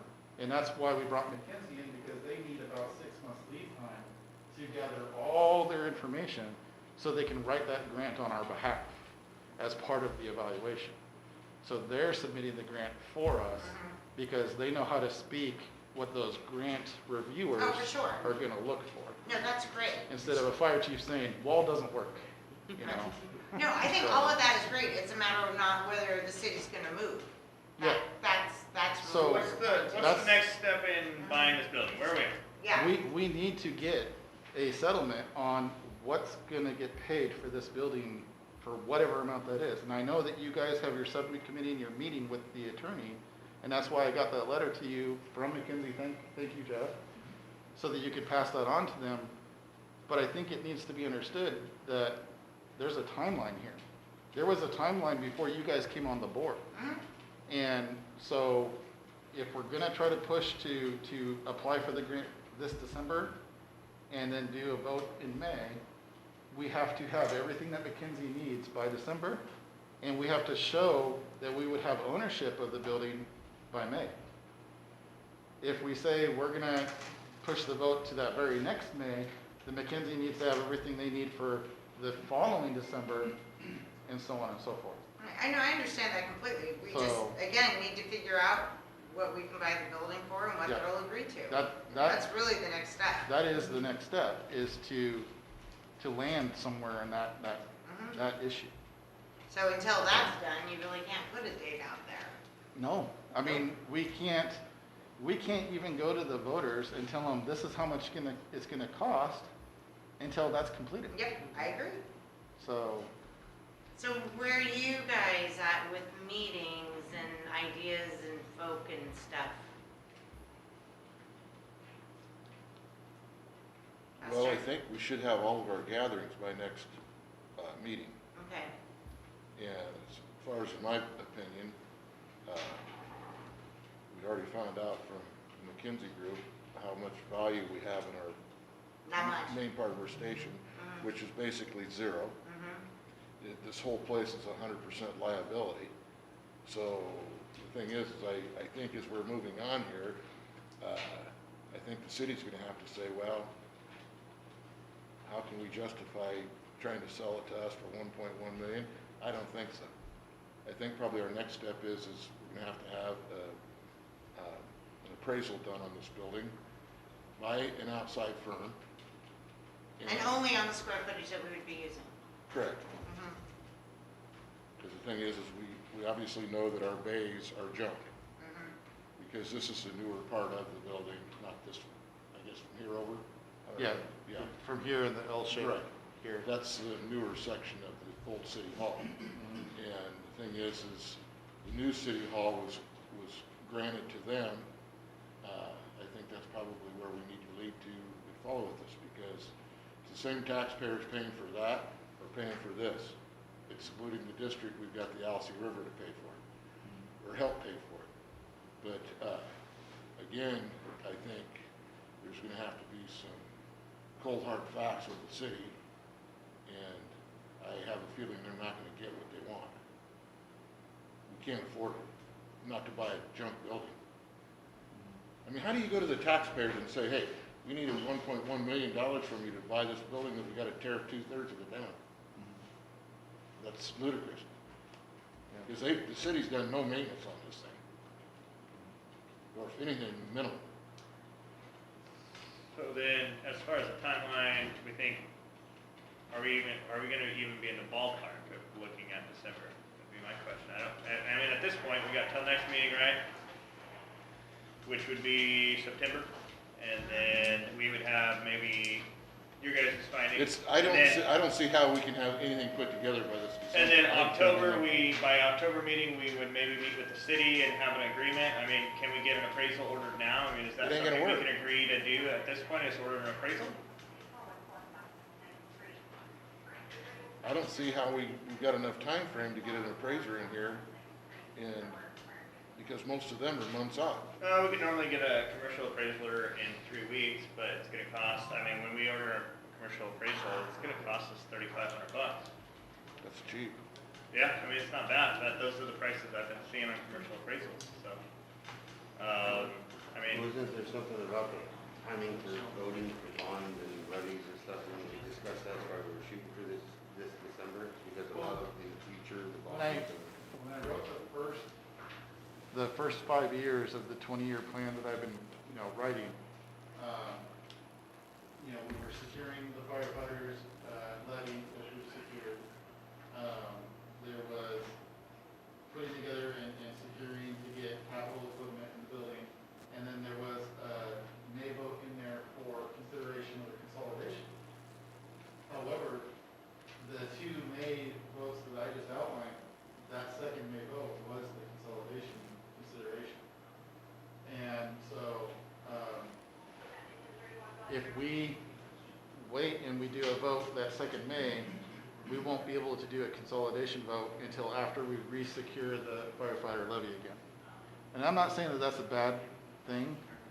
I had, like I said, last time we met, I had a meeting with the Al Anton from Steel Rock's board, and we both, agreed that I think there's a lot of work to be done on each side of the fence to secure what each district's doing before we decide that we want to try to put everything together. Right. And that really comes from you guys saying it's time. All I'm going to do is provide my professional opinion on operationally if it's time. So they've got a lot of issues of their own. I don't know that their public maybe by that next May would still be ready to do a consolidation vote or not. I don't know. Well, I hear you on that, but I also hear what Todd's saying and trying to look at this timeline. And also, you, Kevin, if we're really thinking that this is best scenario is dealing with this building, and we're wanting to negotiate with the city regarding what we think is a fair value, we've got the evaluation from McKinsey Group, we've got the letter, you have the appraisal to back you going into that negotiation. I can't see that but being anything but beneficial. no, I would say we get the appraisal order, kind of what I brought up. I agree. I mean, if you wanna get on ordering the appraisal, I can probably get you some names of appraisal companies that we use, probably tomorrow. And if you wanna get that ordered. And then that way by our next meeting, we have your findings, we have the appraisal, hopefully, We already have what Mackenzie has. We can have a conversation about what we're gonna do to move forward. But we should have everything in the buckets by then.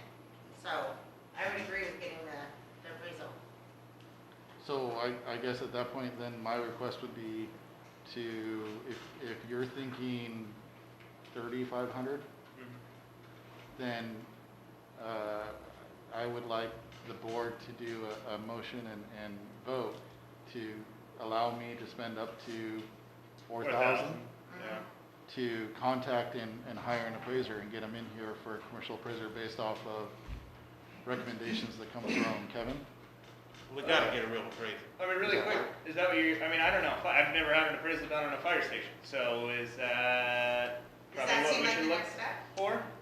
No, I think that that's the right direction. If you're asking me for the price, I have. You don't know, okay, I didn't know if you seen appraisals on fire, I couldn't imagine they'd be much more than any other commercial appraisal, so. But you think shouldn't be what we should do next? Absolutely, that Yeah. sounds like a good direction. I agree too, because the appraisal that we saw is not even an It's appraisal. not even accurate. I make a motion that we extend up to four. Kevin, you think we can get it for under? Oh yeah, we should be able to, if not, come back to us and Okay. maybe we can So shoot. we gotta get it. I make We the gotta motion have it. that we spend the $4,000 to get the place appraised. We authorize Chief Mason to do that. I second that. All in favor? Alright, Aye. I'll start working on Kevin's list as soon as you get it to me. so then kind of the game plan from here would be, next meeting we'll have your guys' findings. You'll have all our hopefully. input at the next Maybe meeting. if we're super lucky, we jump on this appraisal, we'll have the appraisal by the next meeting. We should definitely schedule an executive session to be able to discuss these kind of negotiations, correct? This is property. Once we start talking about specific pricing of property, then yes, you'll have to go into executive And session. I would hope so, if we have the appraisal and your guys' findings, we could seriously start talking about what our willingness to pay would be at that meeting. And then hopefully after that meeting, we would have kind of our own game plan. We would then go to the city and say, hey, we need to meet, a couple board members, and see where we all land and see what the city's willing to do. I mean, they could still come back after all this and say, go pound sand, but. Well, we'll have a lot more info for you. Yeah. It's coming I together think that right sounds now. like the exact game plan that we need to do. And then after we have all of that, Chief Mason, then we can decide whether or not we'll have anything in place by December. But we Yeah, gotta I figure mean, this stuff out first. If we don't, then, like I said, I know it's gonna be push it out. we still have another May opportunity vote. Once we go past that, the priority will shift back to securing funds for our firefighters. Once those are secured, if we get them in early, then we can bounce right back to it again if we need to. Understood. Yeah, 'cause I think we'll have everything we need by the next meeting for sure. Mhm. Starting to get it now, but, yeah, we'll have, Great, thank you. all right.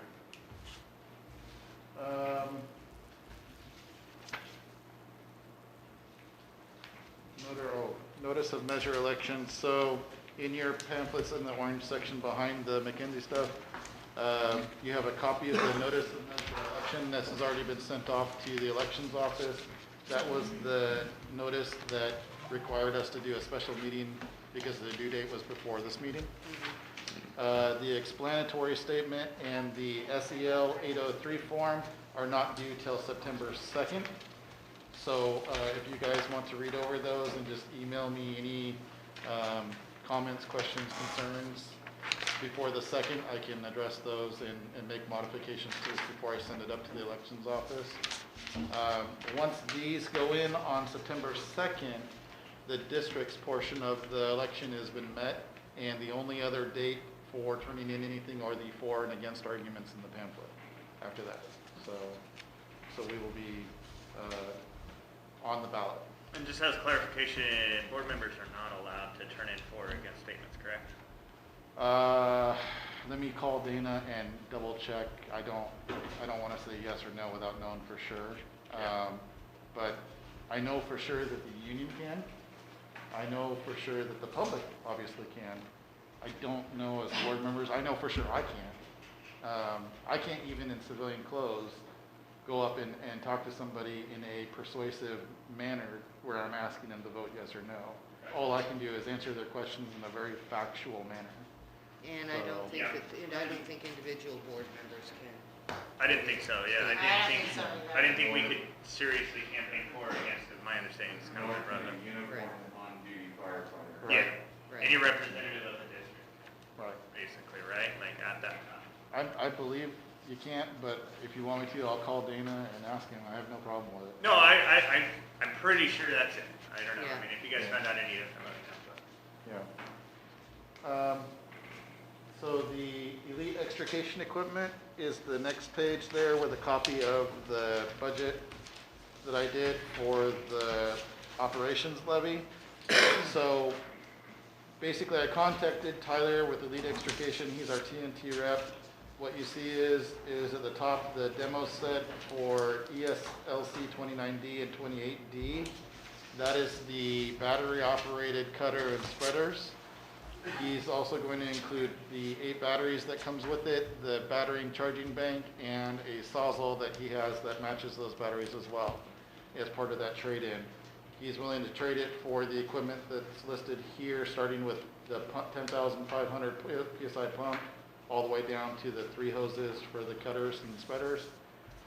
These are all excess equipment. These are above the 2 sets that we will maintain after this trade. Oh, okay. So they don't hold a lot of value. There's not a lot of sales on hydraulic after having a conversation with him, but he has value to him to use for training and for showing, for demos. So he went through, he priced it out, and the difference was $5,000. If you look on the budget, down in the green section, you'll see unappropriated ending fund balance of $20,000. That means that there was $20,000 in that levy that did not get appropriated to a line item. I had a conversation with Brett the other day to make sure that this wouldn't cause any negative effect on our budget, to take $5,000, reappropriate that into a line item under operational costs. And so that's what the resolution that he prepared for you tonight is. If you agree that getting these tools for the $5,000 is appropriate, that resolution will allow us to move $5,000 from that $20,000 into a line item under operations and then purchase that equipment. Is there a reason why we couldn't use the $5,000 from the surplus that we just sold to buy the equipment? Nope, you could do that too. Seems Well, like I'll we've let, got it. maybe I better let Brett answer Right, that. can we do that? So, I think the way Jamie's doing is probably the better way. And the only reason I'm concerned is you only have like that $20,000 sitting there. You take 5 out, all of a sudden it's 15. Then we've got other things, it just seems to start, that 20 starts disappearing pretty damn quick. Well, we're talking about the equipment levy Mhm. account, which is money that's collected for the taxes for that particular lot. I understand. And we do need to use that for the end of the year, because it ceases Mhm. at the end of the year. the levies. So when does the end of the year happen with this 20,000 that's left then? 21, 22. What month? June. Okay, for Our next year. fiscal year is July to June. So then that would, if we use that 5,000, that would leave us 15,000 until June? Well, yeah, I mean, These are- potentially. These are unappropriated funds. So after going through the operational levy and putting dollar amounts to everything that's in that operational levy, this is funding that was left over that didn't have a reserved place for It it. wasn't assigned. So what it becomes at the end of the year, if you don't spend it, is it just gets added to our networking capital rollover at the end of the year. Right, I understand that. So,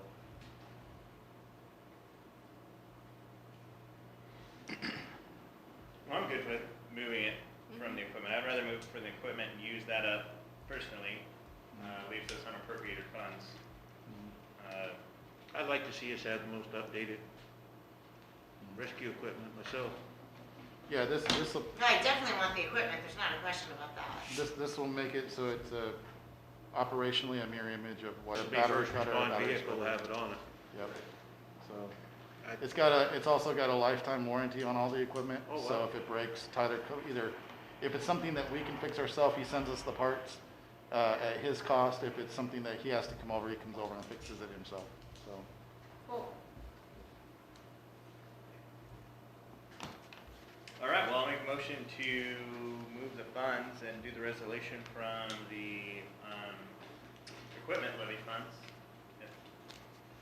And through the expenditure of $5,000. Second? You all in favor? Aye. Aye. We already talked about that. So the only, There is Oh, a wait, resolution. We have to read the Is there a resolution. resolution? I didn't- There is a resolution for the trading of surplus, declaring the surplus and then trading. I've got the LGIP one, I don't see the other one.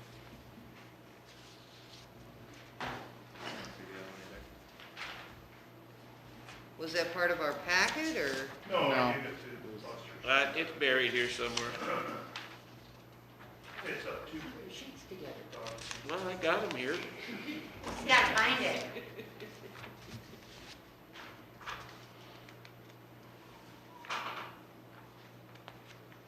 There we go. Is that it?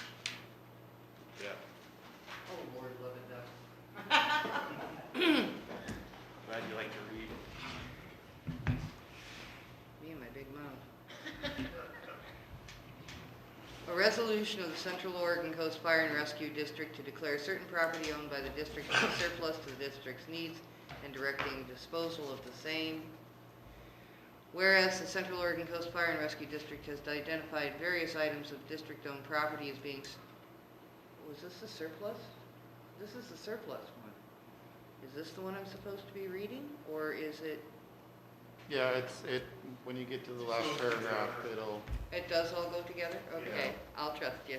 I gave you the wrong one to read. Yeah, right. Surplus to the needs of the district and has determined it to be in the public interest to dispose of said property. Now therefore be it resolved by the Central Oregon Coast Fire and Rescue District Board as follows. Property declared surplus to the needs of the district. The following described property is hereby declared to be of low value and surplus to the needs of the district. Pump 10,500 PSI. I'm not going to read the serial numbers. Pump BT 1.5, cutter C25, manual pump, spreader S100, Ram TLS 50, cutter BFCC 28, Ram R Series, 3 each hoses from spreader cutter in combination. Number 2, District Fire Chief Jamie Mason is directed to dispose of or to use the surplus property in the form of barter for needed equipment. The District Fire Chief Jamie Mason may trade the surplus property listed above plus $5,000 to acquire a demo set battery cutter model ESL C29-D and spreader mount model ESL 28-D for the Central Oregon Coast Fire and Rescue District. Whereas the Central Oregon Coast Fire and Rescue District has authoritative power to declare district property to be surplus and to dispose of the district surplus property for the benefit of the district. Doesn't move any money from one spot to another, though. Sorry? Doesn't move money from one No, spot it to doesn't. another. It doesn't take care of that part, but I'll take care of that. Okay, all right. Approved and adopted by the Board of Directors of the Central Oregon Coast Fire and Rescue District on this 19th day of August, 2021. I'll make a motion to approve the resolution. second. Second. There you go. All in favor? Aye.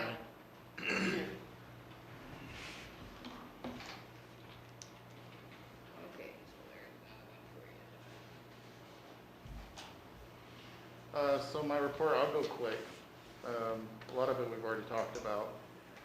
Obviously McKinsey Group, Jeff, thank you for being here. Yeah, thank you. Give us the update. Boat 72, we're excited about the covers here, ready to go in the water as soon as we have the power and water. The ladder truck was sold for $5,000. They picked it up last week? Yeah. Last week, so it's gone, it's sold, paid for, done, finally. We're still very much so in fire season, we're still in full fire ban, however, the fire danger did go down to high yesterday. So that's a good thing.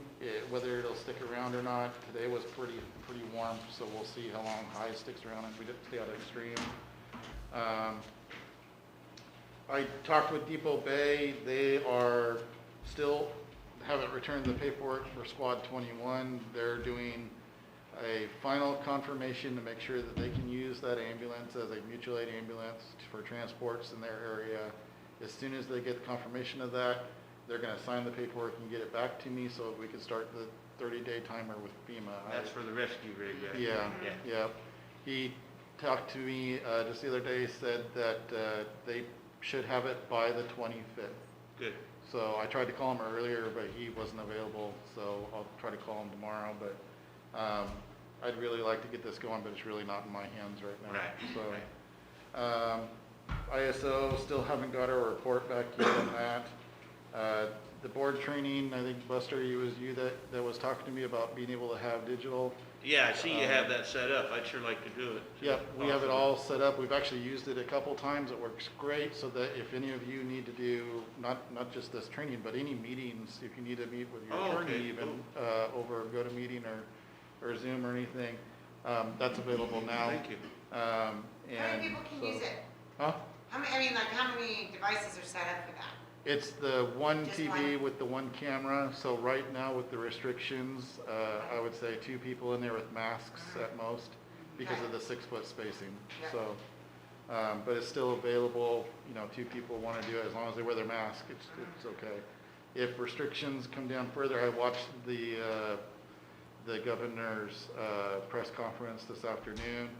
They're not announcing any further restrictions yet. They're focusing really on vaccinations. People need to get vaccinations. So if we start to see signs of further restrictions, then unfortunately the station will probably go back down into a lockdown mode and we won't be able to do stuff like that. So, Okay. but as of right now, there's no talk of that. So portable radios are here. They're being programmed by Shy.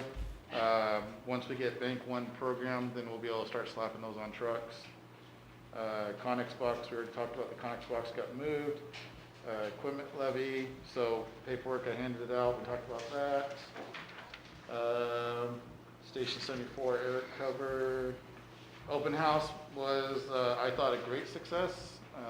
Todd and Catherine, you were both there. It seemed like there was a lot of people.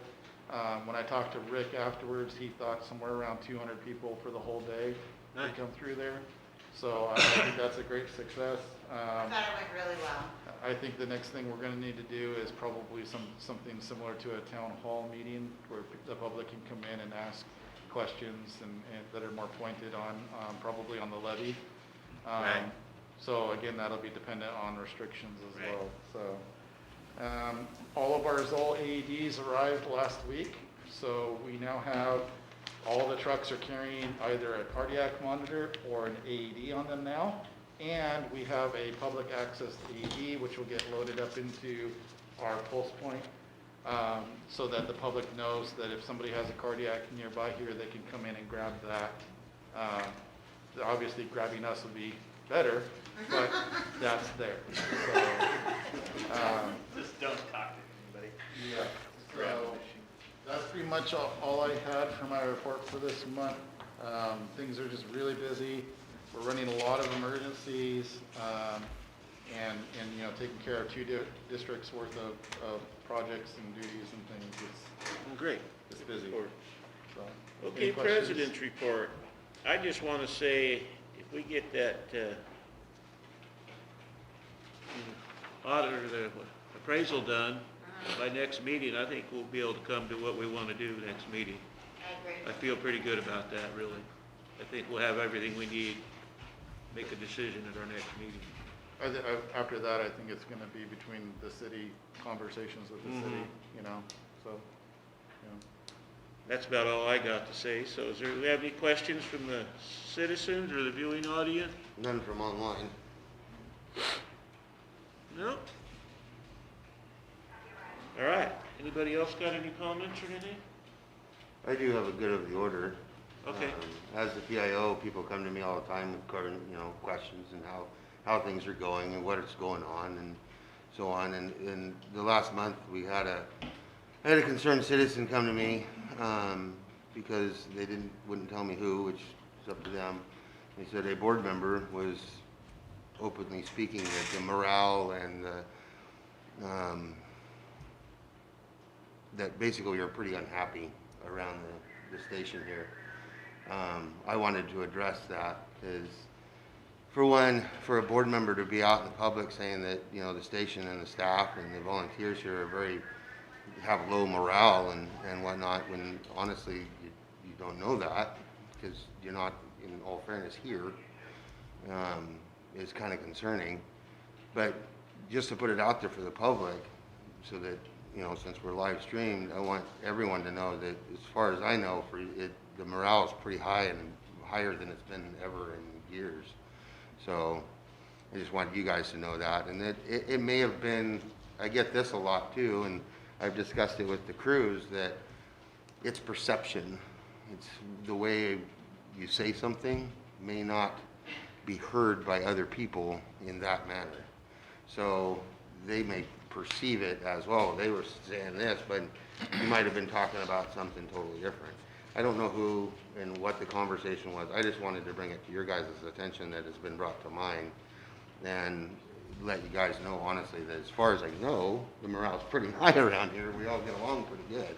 I would like to just interject, and my own thing is, as long as you're being recorded as well, I know several of your firefighters, and all I've heard is nothing but positive things, and how they're so happy with training, and how they're so happy with the way things are going, and I have not heard a single negative out of any of the firefighters that I've spoken to at any time. So, yeah, I'm guessing, like I said, it's perception. It was probably an overheard conversation that was heard one way, talking about something else, and somebody else, you know, took it this way. But I wanted you guys to be aware that that was said. So, other than that, we are doing really good. We love the training. We love our chief. We think that things are, you know, from a staff point of view, and I think from a volunteer point of view. Always remember, Going really well. perception is 90% of the rule. Yeah. I said it last month, I said it last meeting. We have a lot on our plate. There's a lot of projects that we're working on. There's a lot of moving parts, and there's a lot of emergencies that we're running. Despite all that, the firefighters are here every day working hard to accomplish those projects, to run those emergencies, to, you know, go out and weed eat around hydrants that they know the weeds are going to be back in 2 weeks. I mean, I'm sorry. Instead of training on the fire ground, they're, you know, on the training grounds, they're out weed eating, and that's fine. That's what, you know, it takes. But they're here doing it, and they're here happily doing it, and I'm very happy to be with them as part of their team. And I don't know the context,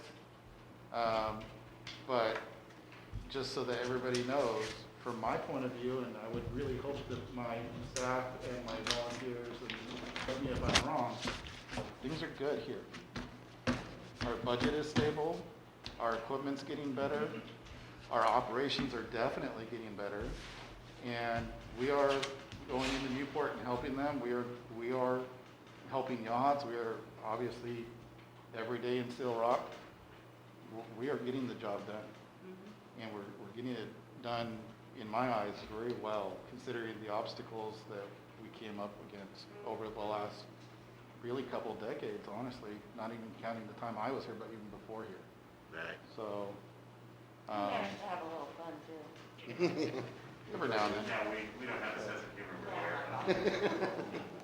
So, now that he's back, I just want to really quick, also I know it's getting late, but I Yes. wanted to, John Townley, if you could stand up, please. Everybody, congratulations. Yeah, we John welcome Townley. you back. He's back in the family, so we're very happy to have him. And I'm very happy to be able to transition with 0 interruptions in our staffing. So. Yeah, that's nice. Yep. At some point, and I have to dip into the book because quite honestly, I used to have it memorized page by page, but I haven't used it for a little while. We do have to look at, as our staffing does grow, we will be held to civil service standards. I think it's 6 full-time firefighters, but I have to double check on that, and I will check on that by next meeting. So, Thank you. so, yep. Okay. Is there anything else? Okay. Just very quickly, and to piggyback on what Chief Mesa was saying, I think I can speak for all the firefighters saying, best job I ever had. We absolutely love it. It's really nice to be able to look forward to coming to work.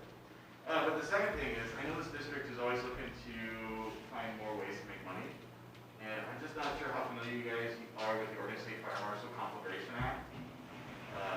All these other districts are sending out trucks, and those trucks are making money going to these fires all over the state. For example, if we had a full a Type 6 engine, which is just like our brush truck out here, if we sent that on a full 14-day deployment in Oregon, just the truck alone would make $16,800 for the district. Just the truck alone. That has nothing to do with the crew or anything like that. The state pays overtime, so they would be able to pay for the overtime to backfill the station. It's just something to think about. Obviously, we're getting late in the season this year, but maybe for next year, if we can start to think to maybe figure in that conflagration, it could help maybe increase our income a little bit. We're from, they always went on strike teams, all of them always went on strike teams. I understand where Chief's concern was about having enough personnel to cover our own district, given the Echo Mountain. However, I am a firm supporter of doing that. It is not only an excellent service to contribute to other people to give them help, because they're gonna come back and help us. It's another way of bringing money in, and even more importantly, our firefighters are getting that experience and that training. If there is any way we could make any of that happen, I would fully support it. Well, that Which boils down we to have chief's done in the court, past. you know, Yep. can we do that? It's a tough decision because, obviously my first priority is this community. Right. And the communities that we protect. Right. And making sure that the firefighters are here to protect these communities. Right. Last year was a pretty tough year. We had our own fire, the terrace fire that was up at 4 Mile Marker, and then we rolled right into Echo Mountain the very next day. I think that, our defense levels are high because of that. I think that as our training levels improve a little bit further, we can get to the point where we could send a brush rig or something out and then have people coming in on a modified schedule, knowing that the state's gonna backfill our overtime costs. Yeah. You have to understand, you have to cover those costs up front until it comes in, Oh, absolutely, yeah. but it will come in. Mm-hmm. And so yes, I think it's a good goal to work towards, of being able to send resources out, because it kind of makes you feel bad if you're not sending resources out, but then something happens here and a whole bunch Something of happens and resources. your Yeah. resources are Right. gone. Yeah. However, like I said, my first priority is making sure this community is safe. Right, yeah, that And, kind of would be your call on something like that. it's really tough for me to Yes. sit at a board meeting and say, I need firefighters, I need firefighters, I need firefighters. Oh, but I'm gonna send 2 of them out on a brush rig and they're gonna be Right. gone for 2 weeks anyway. Well, and when we've done it in the past, it's, we've had Yep, I've Well, sent higher people levels of out. volunteers and so on, so. Yeah, Joe, I think you went down one, yeah? Yeah, I went down toward. John went on one too. John went on one, Yep. yeah. Yep. Yeah, it's a good program. It is considered kind of doing our part in a way. I think we just have a few steps to get there, and I think, Not there yet, we're gonna Yeah. do that. Yeah, I think we can get there. I think our defense was just a little high this year because of last year too. Oh, yeah. I always Just thought was- I always thought a really cool idea would be if we could get like the high school kids like training up, especially the ones that are over 18. That was something I guess I had more resources to when I So was the- growing up, and like be able to get them trained up so then when they're 18, that summer that they're 18, under our umbrella basically we would send them on a rush. Yeah. trip or something like that. 3 or 4 years ago, I don't recall the exact year point. It may have even been a little longer than that. The State Fire Marshal's Office came down with higher standards, and now to send firefighters out on a conflagration, they have to be fully certified firefighter 1 firefighters. So I had non-entry firefighters up north that would drive a tender, and their whole job on a conflag was drive, dump water, drive, dump water. And they couldn't go anymore because the state said you had to be Even just to drive. these certifications. Yep. Wow. So it's just kind of, it's part of that, every year that we kill less firefighters nationally, it's probably related to some level of training that's been increased Yeah. to make sure we don't do that. Yeah. So Even with an academy though, even though they're under 18, can't they achieve an FF1? No, not under 18. They can participate in the academy to limited capacity, but until they turn 18, they But can't. they get could have the certified. training up, they could have the training, and then the minute they turn 18, that training would be done, and then they could have it. No, they have another level of training to make up once they turn 18 Oh, gotcha. to fully complete it, but there are, putting in 60% maybe of the academy can be accomplished under the age of 18 because OSHA says they can't climb a ladder over 4 feet. OSHA says they can't operate any kind of power equipment whatsoever. They can't do any live fire activities whatsoever. They can't go You on know, Rex, right? Right. So, That Yeah. was- yeah, so we can have these cadets, if you will, come into the academy and participate. And I've brought people in who were under 18, knowing that they were gonna turn 18 in the middle of the academy because that's their birthday coming up. And knowing that I could catch them up, relatively simple. So bringing in, high school students is a great way to try to entice future volunteers. However, they can't complete the regimen of training that the state requires until they turn 18. And then they'll have to do that level of training, the power tools, the ladders, the ventilation, the live fire, the car fires, all that after that date to get all the way through. I still think it'd be a great idea. So, I still think it'd be a good idea. yep. Okay. So we can get there, and it's definitely a goal to work towards. It ain't gonna be a goal this year. No. So, We got a few other goals to Yeah. reach. we're already halfway through the fire season. We're about to hit the fire season month of the coast. If we can get through September and everything, then I think we will slowly start to have a downhill from there unless there's some kind of uncommon weather event that hits us that we're just not expecting. So Right. we should be okay. October can be dry. Understand, we've had 5 fire engagements in and around our district since the fire season began, and fortunately, all 5 of them we were able to suppress with our crews. Good.